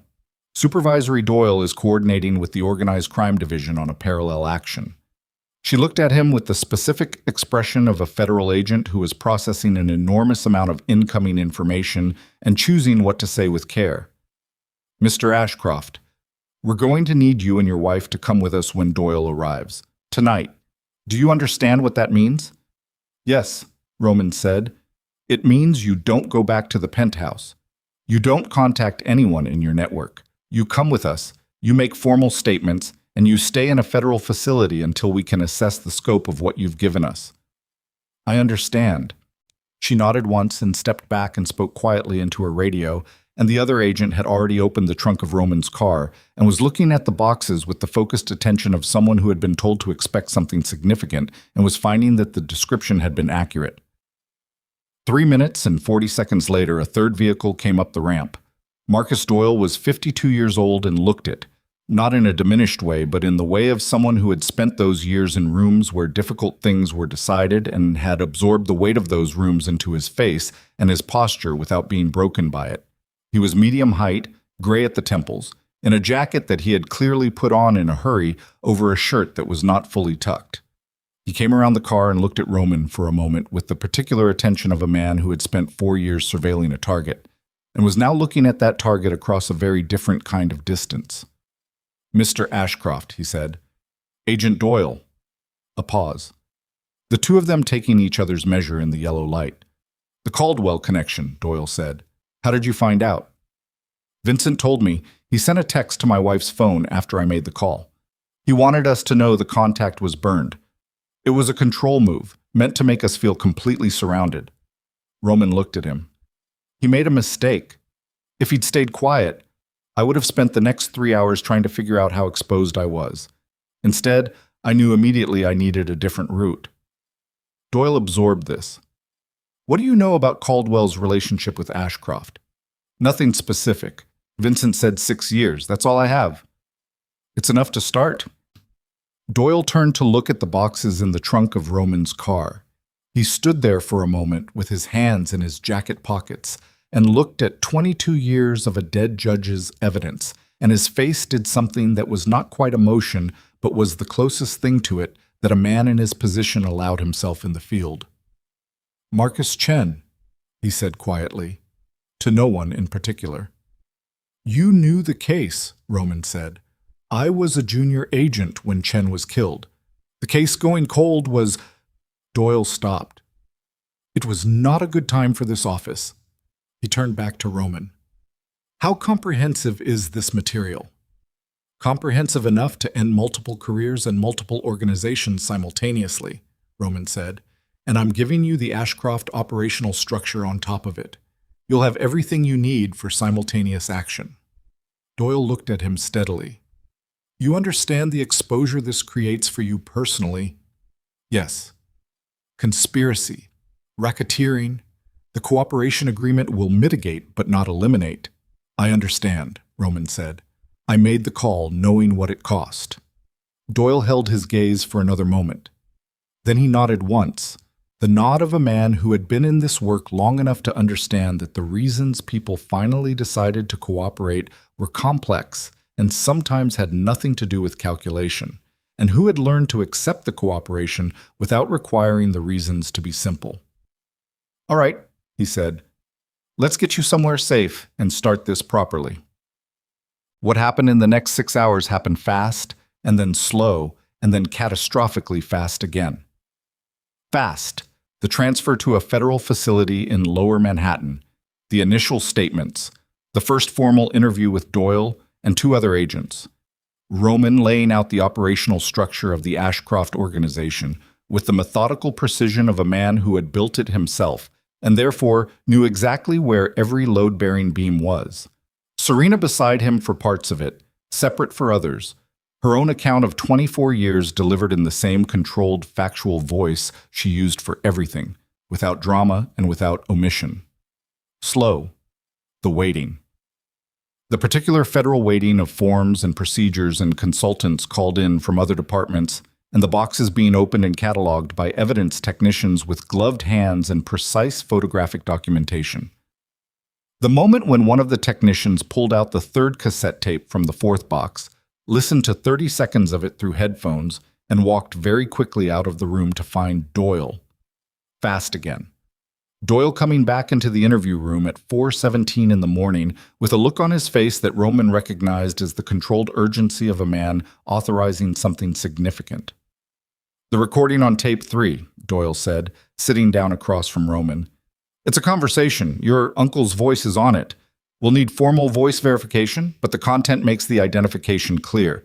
The other voice is a man named Kellerman, Philip Kellerman, founder of Kellerman and Voss, deceased 2019. He paused. "The conversation is dated 2001. It's a planning discussion." Roman waited. "For the Chen murders," Doyle said. "Your uncle is on tape discussing the logistics of the murder of a federal judge and his wife." He looked at Roman steadily. "This is the kind of evidence that ends careers and starts prison sentences measured in decades. We're moving on simultaneous arrests. Tonight, before dawn, before word gets out that this facility has what it has." A pause. "I need your formal authorization to include Ashcroft family holdings in the arrest sweep." Roman looked at the table, at his own hands, at the reflection of the fluorescent light in the polished surface. He thought about Daniel, 26 years old, watershed restoration, a dead man who had wanted to do something genuinely useless with his life. "You have it," he said. The arrests began at 5:45 in the morning. Roman and Serena were in a secure room watching through a window that looked out on a parking lot and the beginning of a gray dawn sky when Doyle came in and told them that Vincent Ashcroft had been taken from his West 68th Street brownstone at 5:51 without incident. That Raymond Voss had been arrested at his home in Westchester. That 11 other individuals across 3 states were in simultaneous federal custody. That the coordinated sweep had gone cleanly, which in federal operation terms meant that nothing had gone catastrophically wrong, which was the best you could reasonably expect. Roman listened to all of this and felt nothing immediately. A blankness that he recognized as the specific emotional state that arrived after a sustained period of extreme stress, when the body and mind had been running on emergency fuel for so long that resolution felt identical to emptiness. Serena was sitting beside him. She had her hands folded on the table in front of her. She was not watching the parking lot. "It's done?" she said. "The arrests? Yes," Doyle said. "What comes after is—" He paused. "What comes after is a long process." "I know. You'll both need to stay in federal protection until we can assess the remaining network. There are elements we haven't fully mapped yet. There may be people who, He stopped. He was looking at Serena with the careful attention of a man who was about to say something and was choosing how to say it. "Ms." He paused on the name. "We found a secondary notation in the Chen files, a reference to an individual your father designated as the intended custodian of the evidence if he was unable to bring the case to completion himself." Serena went very still. "Your father named you," Doyle said, quietly. "In a sealed notation in the 6th box. He wrote that if the case was ever brought to completion, he wanted it on record that his daughter, whose name he listed under her birth identity, had carried the knowledge of this evidence for her entire life, and that her survival and her witness should be formally acknowledged as part of the case record." The room was extremely quiet. Serena's hands, still folded on the table, tightened slightly. Just slightly. A single visible response from a woman who had spent 24 years making sure her responses were not visible. "He knew I'd survive," she said. Her voice was barely above a whisper. "He wrote it before he died. He knew." She stopped. Roman didn't say anything. There was nothing to say that would have been adequate, and he understood that adequacy wasn't what this moment required. He simply stayed in the chair beside her and let the silence be what it was. After a moment, she straightened. She unfolded her hands. She breathed. "What happens now?" she said to Doyle in her normal voice, controlled, direct, the voice of a woman who had been surviving things and then continuing to move for as long as she could remember. "Now The door opened. One of Doyle's agents came in with the particular compressed urgency of someone carrying bad news they didn't want to be carrying. She crossed the room to Doyle and said something in a low voice that Roman couldn't fully hear, and Doyle's face did something sharp and immediate. "What?" Roman said. Doyle looked at him. Grant Mercer wasn't at his residence when agents arrived for the arrest. Roman stared. He was flagged as a secondary target, associated but not primary. The team arrived at 5:58, and the house was empty. "His car is gone." Doyle's voice was professionally level, but his eyes were doing something more urgent. "We have reason to believe he was tipped in the window between Vincent's arrest and the secondary sweep." A pause. "We also believe he may have your current location." Roman was out of the chair before Doyle finished the sentence. "How?" he said. "Caldwell," Doyle said. "Before she was contained, she may have—" "How long ago?" "We became aware 7 minutes ago." Roman turned to Serena. She was already standing. Their eyes met, and the same calculation moved through both of them simultaneously. Grant Mercer, who had run the Eastern Distribution Network for 11 years, who knew Roman's operational habits and decision-making patterns and physical tells better than almost anyone alive, who had murdered Daniel Ashcroft and spent 3 years maintaining the performance of loyalty while managing the cover-up, who had looked Roman in the eye tonight in the Fulton Street office and chosen which truths to offer as camouflage for the ones he was still hiding. Grant, who was now loose and informed and had nothing left to lose. Doyle was already on his radio. Agents were moving in the hallway outside. The building was going into a lockdown protocol. Roman could hear the shift in the noise level, the specific quality of organized urgency that moved through institutional spaces when a threat had been identified. Then the lights went out. Not a flicker, not a gradual failure. All at once, the fluorescent overheads, the hallway lights visible under the door, the exit signs, everything, simultaneous and total, dropping the room into complete darkness for 2 full seconds before the emergency generators kicked on and red emergency lighting flooded the space in the particular color of critical situations. Doyle said something sharp into his radio. Agents in the hall were shouting now. Controlled shouting, the professional variety, commands and acknowledgments and positions being called. And then the door came in. Not the main door, the secondary door on the far wall, the one Roman had noted as a maintenance access when they first entered and had filed away because he always filed away secondary exits. That door came in with the specific violence of someone who had either breached it with tools or simply hit it hard enough, and Grant Mercer came through it in the red emergency light with a weapon drawn and the expression of a man who had made a decision that required no further deliberation. He took in the room in 1 second. Doyle reaching for his own weapon, the agent by the door doing the same. Roman between them and the table. "Serena." "Don't," Grant said. His voice was not calm anymore. The performance was gone, all of it, the deliberate ease, the careful professional manner, the 11 years of constructed loyalty. What was left underneath was something rawer and more frightened and more dangerous than any of it.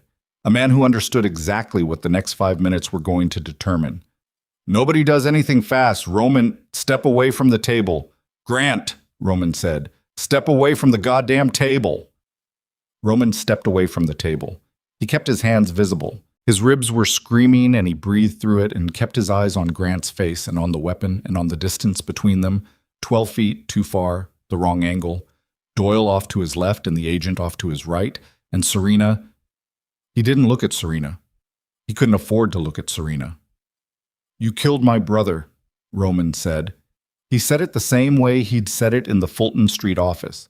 Not as an accusation, not as an opening to a negotiation, but as a statement of fact that he wanted spoken aloud in this room. In front of a federal agent, in a federal facility. You understand what that means for you. I understand what the next 20 years in federal prison means for me, Grant said. I understand what I'm looking at either way. He moved a step to his left and Doyle tracked him, and Grant's weapon tracked Doyle, and the geometry of the room became extremely specific. I want the boxes. The boxes are in evidence, Doyle said. His voice was flat and professional and betrayed nothing. They've been logged and photographed and distributed to 3 separate locations. You cannot undo that. I want what's on the tapes, Grant said. His voice cracked slightly on the last word, and he brought it back under control immediately, but the crack had been there, and everyone in the room had heard it. Because the tapes were the thing. The tapes had his voice on them alongside Vincent's and Kellerman's. Not just the Chen planning, Roman understood now, but other conversations, other arrangements, 22 years of a dead judge's surveillance extended forward into things Marcus Chen had never lived to hear. The tapes were Grant's specific destruction, not just Vincent's. Grant, Roman said, I don't want to hear it. You don't have to hear it. You just have to look at where you are. Roman kept his voice even. You're in a federal building. Every agent in this facility knows you're in this room. You have one exit behind you, and you know I know about it because I clocked it the second we entered, and you know how I operate. He paused. You've been inside my head for 11 years. You know there's no version of this next minute that ends better for you than the version where you put the weapon down. Grant looked at him across the red-lit room. Something in his face, set behind the fear, behind the desperate calculation, was doing the same thing it had done in the Fulton Street office. The same complicated grief of a man who had made a sequence of decisions that he could trace individually and understand individually, and still could not fully explain how they had accumulated into this specific room and this specific moment. I'm sorry about Daniel, Grant said, and then, quieter. I've been sorry about Daniel for 2.5 years. I know, Roman said. That doesn't... I know, Roman said again. Grant's weapon arm dropped 2 inches. Not lowering, wavering. The difference between a man pointing a gun and a man holding a gun that had become very heavy. It was enough. Doyle moved. Roman moved. The agent by the door moved.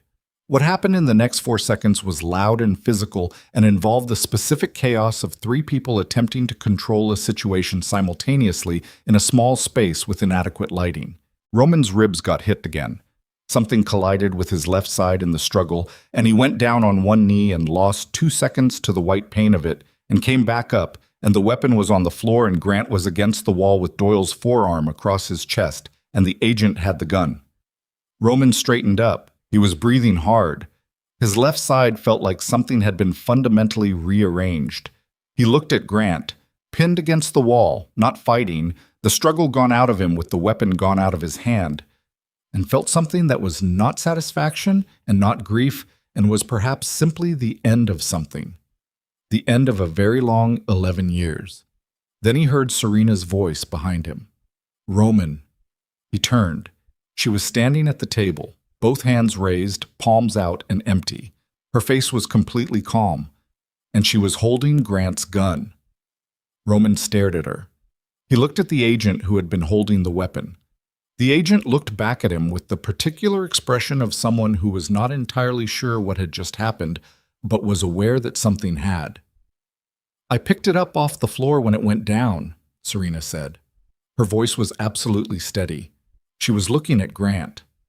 Before anyone else could reach it. She looked at Roman. I wasn't going to let it stay on the floor in a dark room with this man in it. Grant looked at her from against the wall. She held the weapon out grip first to the federal agent, who took it. He's not going to fight anymore, she said, still looking at Grant. Are you? It wasn't a question. Grant looked at her for a long moment. At this woman he had spent 3 years helping to frame, helping to position as the target for Roman's grief. At the woman who had spent 24 years surviving the organization he had served, and the man he had protected. No, Grant said. His voice was very quiet. Doyle's radio crackled. Backup agents were in the hallway. The lockdown had held. The breach was contained.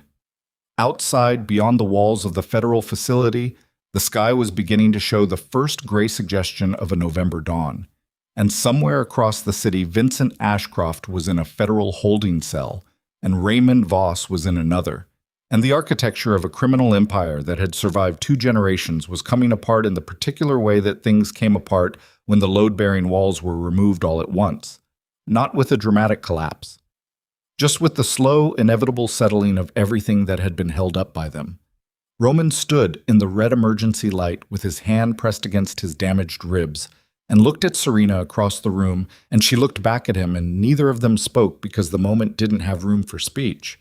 It had room only for the particular recognition of 2 people who had been, separately and together, in an extremely long and terrible night, and had come through the other side of it into something that was not yet peace, but was at least the absence of immediate destruction. Doyle's voice behind him. "Mr. Ashcroft, we need to get you both to the medical unit and then continue the formal statements. We have a significant amount of time." "I know," Roman said. He didn't take his eyes off Serena. "Give us 1 minute." A pause. Then Doyle's footsteps moving toward the door, the agents following, the sound of Grant being moved into the hallway, his feet on the floor, unresisting. The door closed. Roman and Serena stood alone in the red light. "Your ribs," she said. "Later." "Roman, are you hurt?" "No." "Then we can deal with my ribs later." He looked at her. She looked back. The red emergency light made everything in the room the same color. Her face, his hands, the table, the walls. A flattening sameness that somehow made the details more visible, not less. The exhaustion in her face. The steadiness underneath it. The way she held herself. Upright, economical, like someone who had learned very early that stillness was a form of safety and had never fully unlearned it. "Your father wrote you into the case record," Roman said, "before he died. He knew you'd carry it." She held very still. "He was right," Roman said. She looked at him for a long moment. Something in her face moved, slow and deep, like something shifting at the bottom of a body of water, not visible on the surface, but changing the surface nonetheless. "My name," she said quietly. "My real name. It's in those files." "Yes." "I haven't heard anyone say it in 24 years. Roman said nothing. He waited. She straightened. She put her shoulders back. She breathed in once, slowly, and out again, and when she looked at him, it was with the direct, clear attention of someone who had just made a decision. Not a desperate decision, not a survival decision, but a choosing decision, the kind you made when you had finally come to the end of the running and could see clearly what was on the other side of stopping. "Let's go give our statements," she said. She walked toward the door. Roman stood for 1 more second in the red light and looked at the empty room. The overturned chair, the scuff marks on the floor where the struggle had happened, the door hanging slightly open from Grant's breach. And then he followed her. Outside, dawn was arriving in the particular indifferent way that dawn always arrived, regardless of what had happened in the night. The city was already moving. The medical unit was 2 floors below the interview room. Roman sat on the edge of an examination table while a federal paramedic pressed careful fingers along his left side and told him what he already knew. 2 ribs cracked, possibly a third, nothing that required surgery, but everything that required time and the particular discipline of not doing anything physically violent for the next 6 to 8 weeks. Roman said he understood, and the paramedic wrapped his torso with the efficient impersonality of someone who had done this many times before and asked if he wanted something for the pain, and Roman said no because he needed to stay clear for the statements, and because on some level he felt that the pain was appropriate. Not punishment, just proportion. The night had cost something. The body-keeping score felt honest. Serena was in the next room. He could hear her voice through the partition, low, steady, the same controlled register she used for everything, answering a federal medical examiner's questions about her general health, and then, at some point, about the scars. He heard her answer that question too, in the same voice, without the particular shame that the question was usually designed to surface. She stated the facts of it, duration, origin, the systematic nature, with the flat clarity of someone giving testimony about an event that had happened to a body she had fully reclaimed. He sat with his wrapped ribs and listened to her voice and thought about a child in a kitchen cabinet while officers arrived in a house where both parents were dead. 4 years old, hiding in the dark, probably not fully understanding what the sounds had meant, only understanding that she needed to be very quiet and very still. 24 years of very quiet and very still. He put that thought away. There would be time for it later. There would be, he understood with a certainty that surprised him, a great deal of time for a great many things that he hadn't previously anticipated having time for. The formal statements took 11 hours across 2 days. Roman gave his in sessions, 4 hours the first morning, 3 the second afternoon, 2 more the following morning when the federal prosecution team arrived, and the questions became more specific and more consequential. He answered everything. He had told Doyle he would give them everything, and he kept that. He walked them through 12 years of Ashcroft operations with the precision of a man who had designed the system himself and therefore understood its architecture at the level of individual decisions rather than general structures. He named names. He identified accounts. He described physical locations, personnel hierarchies, operational protocols, the specific mechanisms by which money moved through legitimate businesses to obscure its origins. He did not minimize his own role. When the federal prosecutors asked questions that touched on decisions he had made personally, operations he had ordered, outcomes he had known about and permitted, he answered them the same way he answered everything else, directly, without the hedging or the selective memory that characterized most cooperation agreements. One of the prosecutors, a young woman named Trent, who asked the sharpest questions, looked at him after his third session and said, "You're giving us more than we need." "I'm giving you what happened," Roman said. She looked at him with the specific expression of someone recalibrating an assumption. "Most people in your position give us what they have to." "I'm not interested in giving you what I have to," Roman said. "I'm interested in this being accurate." Trent was quiet for a moment, then, "That's going to matter at sentencing." "I know," Roman said.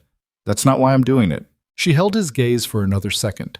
Then she made a note and moved to the next question. "But Vincent's arraignment was on a Tuesday morning in federal court. Roman wasn't present. He was still in protective federal housing, a clean, spare apartment in a building that didn't advertise its federal affiliation, and he watched the news coverage on a television mounted in the corner of the living area. Vincent appeared on screen in a dark suit that looked like he had chosen it deliberately, silver-haired and straight-backed, the posture of a man who had decided that dignity was the only remaining currency he could spend. He entered a plea of not guilty with the calm of someone who had not yet fully absorbed the dimensions of the case against him. His attorney, not from Kellerman and Voss, which had been dissolved as an entity pending its own investigation, but from a firm Roman didn't recognize, spoke briefly outside the courthouse about the presumption of innocence and the complexity of the allegations and the defense's confidence in the legal process. Standard language. The language of people buying time. Roman turned the television off. He sat in the spare apartment and thought about Vincent for a long time. Not with hatred, exactly. The hatred had burned through something in the parking structure in Hoboken, and what remained was something colder and more permanent. The particular residue of a betrayal that went back further than Roman had known and had shaped more than he could currently account for. He thought about 34 years of dinners and holidays and the hand on his shoulder the day he took over the organization. He thought about your father would be proud spoken over his father's grave by the man who had arranged his father's death. He thought about what it took to do that, what kind of compartmentalization, what kind of self-architecture. He thought about it until it stopped producing anything useful, and then he stopped thinking about it and went to make coffee. Serena was in a separate federal housing unit for the first week. Protocol. Their cases were connected, but their testimonies needed to remain independent until the initial processing was complete. Roman accepted this with the patience of someone who had decided to stop pushing against the things he couldn't control and focus energy on the things he could. On the 8th day, Doyle came to the apartment and sat across from Roman with a folder, and a look that meant the folder contained something significant.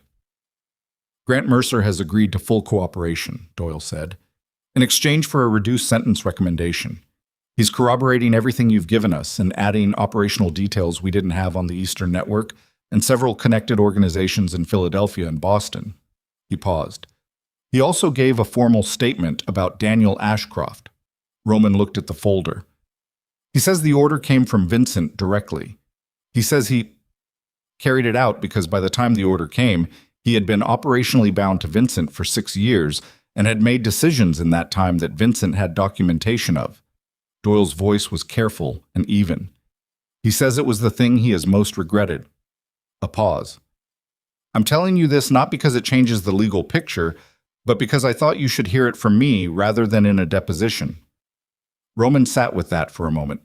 Daniel at 26. Watershed restoration. Urban garden projects on the Lower East Side. The only person in 3 generations of his family who had wanted to do something genuinely useless with his life, and who had died for the specific crime of loving someone he shouldn't have known and trying to protect her from people he didn't fully understand. Does the statement change Grant's exposure? Roman said. It affects the cooperation credit, not the underlying charges. Doyle paused. He's going to prison for a significant period, regardless. Good, Roman said, simply, without elaboration. Doyle nodded once and closed the folder. He stood to leave and then stopped. One more thing. The tape recordings from the Chen archive, tape 7 specifically. It's not from 2001. It's dated 2019. He looked at Roman steadily. It's a recording of a conversation between Vincent Ashcroft and an individual who has since died, Philip Kellerman, discussing the trafficking network's current operational status. He paused. And discussing your brother's death, specifically, including Vincent's decision-making around it. Roman felt something move through him. Not surprise, something slower and more final than surprise. Vincent is on tape, Roman said, discussing ordering my brother's murder. Yes. The word landed in the room and stayed there.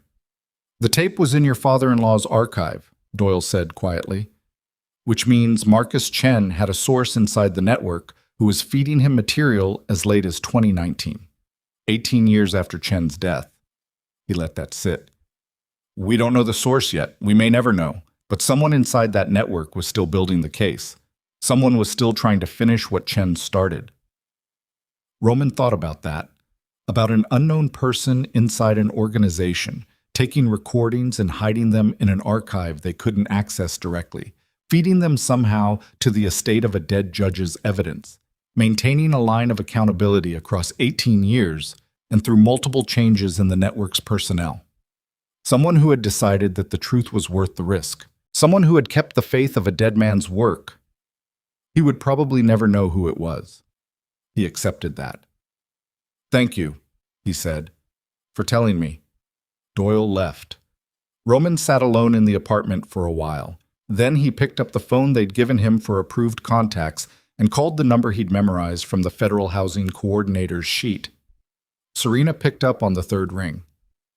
They're letting me see you tomorrow, she said, before he could speak. The coordinator called an hour ago. I know, he said. I wasn't calling about that. A pause. Then what? Tape 7, he said. Doyle told me about it. Silence on her end. Several seconds of it. He listened to her breathe and thought about what the tape contained and what it meant for her specifically. That there was recorded evidence of the deliberate decision to murder the man she had loved. That it existed. That it would be played in a federal courtroom. I know about tape 7, she said finally. You knew. I listened to all the tapes before I sealed the boxes, years ago. Her voice was very controlled. I needed to know what was there. And you've been carrying that too. Yes. Serena, I know, she said. I know, Roman. You don't have to say it. He didn't say it. He stayed on the line with her and neither of them spoke for almost a minute. And the silence between them was not the silence of people with nothing to say, but the silence of people who had said everything important already and were now simply choosing to remain in the same space while they absorbed it. Tomorrow, she said. Tomorrow, he said. Tek. The prosecution of Vincent Ashcroft took 14 months. Roman testified twice, once in the preliminary hearings, once at trial. Both times he sat in the witness box and answered questions with the same directness he had brought to every statement since the night in Hoboken, and both times he was aware of Vincent across the courtroom, watching him with the particular attention of a man who was trying to determine what had broken in his nephew and at what point, as if the answer to that question might still yield something useful. It didn't. The verdict came on a Thursday afternoon in March. Roman heard about it through Doyle, who called him at the apartment he had moved into 6 weeks earlier. Not federal housing anymore, just an apartment, a 2-bedroom on the 4th floor of a building in Murray Hill that was smaller than any space he had occupied in 12 years, and was therefore the correct size for what his life currently was. He sat on the edge of the bed and listened to Doyle enumerate the counts and the verdicts and the sentencing recommendation, and said very little except thank you at the end of the call. Then he sat in the apartment for a while. Then he called Serena. She didn't answer. He left no message. 3 minutes later, she called back. "I heard," she said. "How?" "Trent called me. She's been good about keeping me informed." A pause. "Consecutive sentences. He won't see daylight as a free man." "No." "Is it—" She stopped. Started again. "Does it feel like anything?" Roman thought about that honestly. "It feels like the end of something," he said. "Not the end I spent 3 years imagining, but an end." "That's something." "Yes." He looked at the window. The Murray Hill skyline. Not impressive, just buildings and a slice of sky between them. The ordinary texture of a city carrying on. It's something. What? His own sentencing came 4 months after Vincent's. The cooperation agreement had been, as Trent had indicated, consequential. Roman's attorney, a woman who had taken the case because she found it genuinely interesting, which Roman appreciated more than he would have appreciated someone who took it for money, had spent 8 months negotiating the specific contours of what full cooperation meant in practice. The prosecutors had been thorough and, Roman acknowledged, fair. They had not asked for more than the situation warranted. They had also not offered more leniency than the situation warranted. 3 years in a federal correctional facility. Supervised release for 5 years following. Forfeiture of all assets connected to the criminal enterprise, which meant, effectively, everything. The penthouse, the accounts, the properties held through shell companies, the organizational infrastructure, all of it unwound and disposed of over the course of what turned out to be a very labor-intensive process for a significant number of federal accountants. Roman listened to the sentence and sat with it. His attorney leaned toward him afterward and said, "The judge gave you the minimum recommended. That doesn't happen often." "I know," Roman said. "You want to know what he said in his private notes? The ones Trent showed me?" Roman looked at her. He wrote that in 30 years on the federal bench, he had never encountered a cooperation that was as comprehensive or as apparently, he used the word apparently, he's a careful man, as apparently genuine as yours. She paused. He wrote that he believed you understood exactly what you were surrendering and chose to surrender it without negotiation. Roman said nothing for a moment. He was right. I know he was. His attorney looked at him steadily. "You're going to be all right, Roman." He almost smiled. "Probably." Before he reported to the correctional facility, he had 6 days. He spent 2 of them handling the last of the administrative requirements. Documents to sign. Meetings with federal coordinators. The final accounting of assets to be forfeited. He spent one afternoon walking through the Murray Hill neighborhood in the specific way of someone who was about to lose access to ordinary things for 3 years and wanted to absorb them properly. Coffee shops, dry cleaners, a bookstore he'd walked past a dozen times and never entered. He went in and bought 3 books and stood at the counter and paid in cash, and felt the normalcy of the transaction as something close to remarkable. He spent the remaining days with Serena. She had moved into her own apartment in Brooklyn, Cobble Hill, a 3rd-floor walk-up with good light and a small terrace, and neighbors who didn't know her name or her history or what she had survived. She had taken back her birth name. It appeared now on her lease and her identification and the enrollment paperwork for the advocacy organization she had begun working with, a nonprofit that provided legal, housing, and psychological support to trafficking survivors in the New York metro area. She had started as a volunteer in the 5th month of the federal proceedings. Before anything was resolved, because she had decided she was not going to wait for resolution before beginning. The organization's director had told her in their first meeting that she seemed overqualified for volunteer intake work. Serena had said that she intended to start at the beginning. She had started at the beginning. Roman came to her apartment on the third of his 6 days, and she made coffee, and they sat at her small kitchen table and talked for 4 hours. About the trial. About what came after the trial. About the organization she was building, relationships within, and the specific granular work of helping people reconstruct lives that had been systematically dismantled. She talked about it with a focus and a precision that he recognized from her courtroom testimony. The same quality of attention she brought to everything that mattered, the same refusal to be vague where specificity was possible. He told her about the 3 years ahead, the facility, the terms, the structure of supervised release. He told her without minimizing it and without performing acceptance of it. It was what it was. He had made the choices, and the choices had costs, and the costs were appropriate. That was as much philosophy as he was prepared to bring to it. "All right," she said. He looked at her across the table. I don't know what you want from this," she said.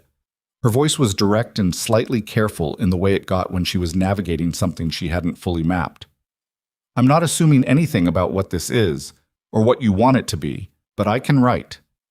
Roman looked at her for a long moment, at the woman who had walked toward him at an altar 6 months ago on the arm of no one, alone in a white dress with eyes that didn't have fear in them. The woman who had survived 24 years of running and a night in a federal parking structure and 14 months of federal proceedings, and who was sitting in her own apartment in Brooklyn with a lease in her real name, drinking coffee at 8 in the morning, making an offer that was small and practical and entirely characteristic. "I'd like that," he said. She nodded. She drank her coffee. She looked out the window at the morning light on the buildings across the street. "Marcus," she said. He waited. "My father's name. My real name is Mia Chen." She said it the way you said something aloud that you had been carrying silently for a very long time, carefully, as if testing the weight of it in open air. "I've been practicing saying it. It still sounds strange." "Mia Chen," Roman said. She turned from the window and looked at him. "It'll stop sounding strange," he said. "I know." Something in her face. Very slight, very real. "I know it will." Song. On the last of his 6 days, they walked. It was an ordinary fall afternoon in New York, the particular quality of October light that made even unremarkable streets look briefly intentional, as if the city had arranged itself for a photograph it would never take. They walked from her apartment through Cobble Hill, across the BQE Bridge on foot, down into a section of Brooklyn waterfront that had been redeveloped in the years when Roman had been too occupied with other things to notice it had changed. They walked without much conversation. That was not uncomfortable. They had established, somewhere in the months of formal proceedings and careful rebuilding, that silence between them was not a problem to be solved. At the waterfront, they stopped at a railing and looked at the water and at Manhattan across it. The skyline clean in the fall light, neither beautiful nor ugly, just enormously present, the way it always was. Roman thought about Daniel. He thought about his brother standing on some similar waterfront somewhere, talking about watershed restoration, explaining to a woman he'd just fallen in love with why the urban water cycle mattered and why the reclamation of green space in concrete neighborhoods was not a sentimental project but a structural necessity. He thought about how Daniel would have explained it with complete earnestness and no self-consciousness, because that had been his nature, to find things genuinely important and to say so without irony. He thought about what it would have looked like if Daniel had made it. The graduate program, the research, a life outside the organization, built from scratch, without the Ashcroft name as either inheritance or anchor. He tried to picture it and found he could, not with pain exactly, with something closer to the particular ache of a door you know is closed but can still see clearly through the glass. "Tell me something about him," Serena said. Roman looked at her. She was looking at the water. "Something I don't know," she said. "Something he never told me." Roman thought about it. "He was afraid of birds," he said, "specifically pigeons. He'd never say it directly, but he'd always find a reason to cross the street when there was a large group of them." He paused. He thought it was an irrational fear and was embarrassed by it. He spent 6 months in his early 20s trying to logic himself out of it, and it didn't work. Serena's mouth curved, not a full smile, something more internal. He told me he loved everything in the natural world, she said. He did, except pigeons. That's very human of him. Yes, Roman said. It was. They stood there for a while longer. The water moved. The city continued at its back. A ferry crossed the lower harbor, small at this distance, moving steadily. When you come out, Serena said. Not a question. Not a full sentence. Just the beginning of a thought. Yes, Roman said. Not the completion of the thought. Just an acknowledgement that the thought was there. She nodded once. He reported to the federal facility on a Tuesday morning in November. He arrived in the car Serena had arranged, a car service, nothing conspicuous. And he carried one bag because that was what you were permitted to carry, and he said goodbye to the driver and walked through the facility entrance with the particular deliberateness of a man who had decided that how you entered something set the terms for how you inhabited it. The processing took several hours. At some point during the processing, a corrections officer asked him to state his name for the intake form. He said, Roman Ashcroft. The officer typed it, looked up. Occupation, prior to incarceration? Roman considered the question. The accurate answer was complicated. The simple answer was a single word that covered 12 years of decisions. Criminal, he said. The officer looked at him for a moment with an expression that was not unkind, just the expression of someone who had processed enough intakes to know that honesty in this particular field was rarer than it should be, and therefore, when it appeared, worth a brief acknowledgement. He typed it. The processing continued. Bet.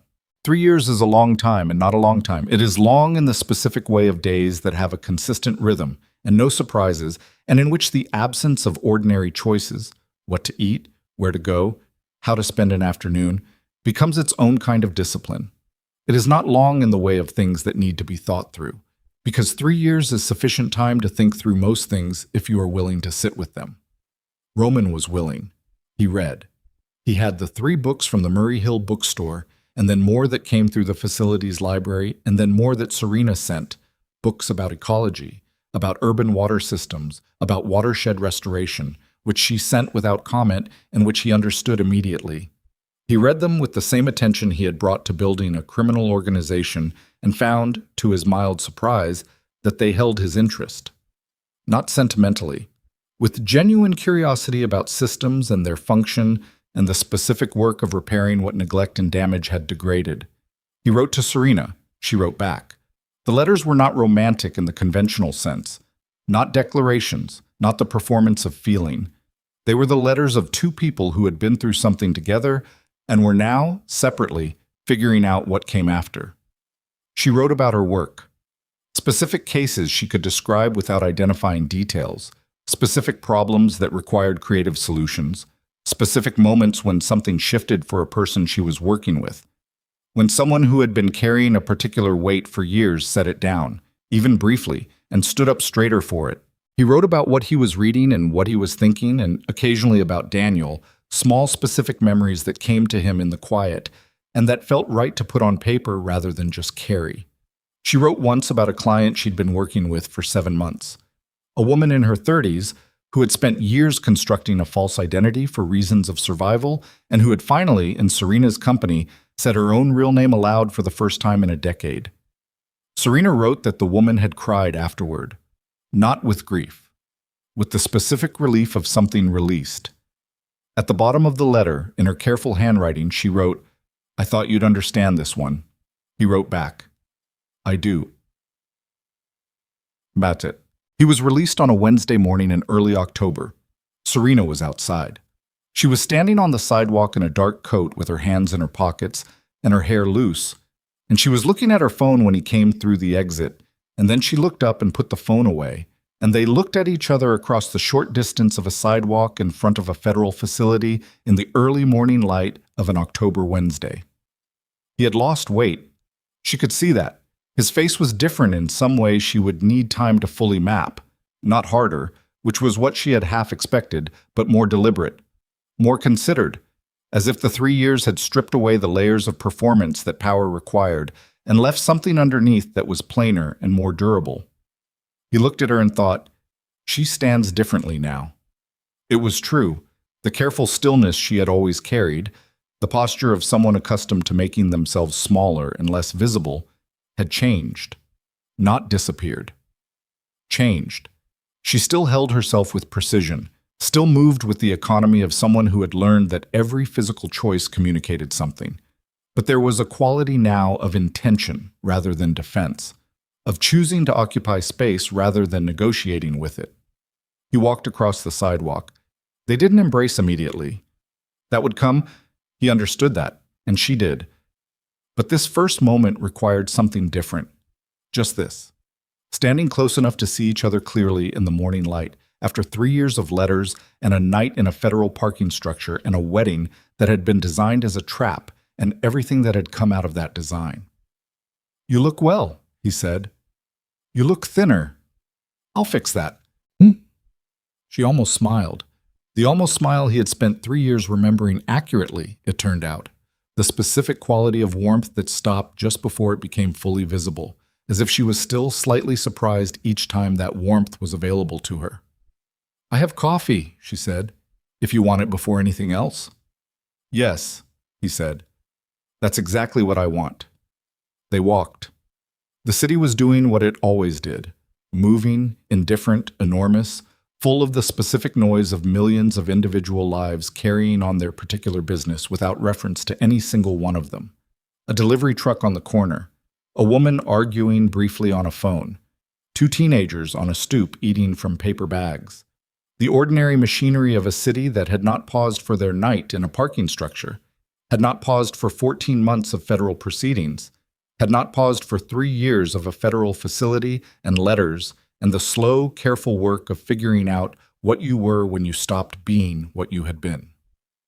Serena walked beside him, with her hands out of her pockets now, and her arms were uncovered in the fall air. A dark, short-sleeved dress under the open coat, the scars on her forearms visible, unhidden, simply part of the way she occupied the morning. Roman noticed. He said nothing. There was nothing to say that she hadn't already said by the simple fact of it. They reached a coffee shop 2 blocks from the facility. She held the door. He went in first and then held it from the other side, and they looked at each other briefly in the small comedy of 2 people negotiating a door, and then they went in. They sat at a small table by the window. She ordered for both of them because she had been in this neighborhood and he hadn't. The coffee came and Roman put both hands around the cup and felt the warmth of it, and the specific ordinary reality of sitting in a coffee shop on a Wednesday morning in October, and felt something that he identified after a moment as the beginning of an ordinary life. Not a good life necessarily, not a simple one. There was the supervised release to navigate and the forfeited assets to accept as permanently gone, and the question of what work looked like for a man with his history, and the long complicated future of 2 people who had found each other inside the worst year of both their lives, and were now deciding deliberately what that meant going forward. There was the grief for Daniel, which had not resolved and would not resolve, but had changed, become something he could carry without it directing him, without it needing a target or a story. There was the fact of Vincent Ashcroft in a federal facility of his own, serving consecutive sentences, and the fact of Grant Mercer in another, and the fact of Raymond Voss and all the others, and all the cases still working their way through the federal system on the back of Marcus Chen's 22 years of evidence. There was all of that. And there was also this, a coffee shop. A window with October light coming through it. A woman across the table with her coat open and her scars visible, drinking coffee and watching him with the direct, clear attention she brought to everything that mattered to her. "Tell me about the watershed work," he said. She raised an eyebrow slightly. "You've read about it." "I've read about it in books." "Tell me about it the way you tell someone who doesn't know what they want to do next." She looked at him. Something settled in her face, the recognition of what he was actually asking. Underneath the question he had said aloud, she set down her cup. She leaned forward slightly. She began to talk. Roman listened. Outside, October moved through New York the way it always had. The light changing, the trees along the sidewalk doing what trees did this time of year, the city carrying on its enormous, indifferent, beautiful life. Somewhere across the harbor, the sun was doing something with the water that Roman couldn't see from where he sat but could imagine. He listened to Serena talk about watershed restoration and the reclamation of urban green space and the specific patient work of repairing systems that had been damaged by years of neglect, and thought that his brother would have liked this morning very much, and felt the grief of that and the gratitude of that simultaneously, without trying to separate them. The coffee was good, the light was good. They stayed at the table for a long time,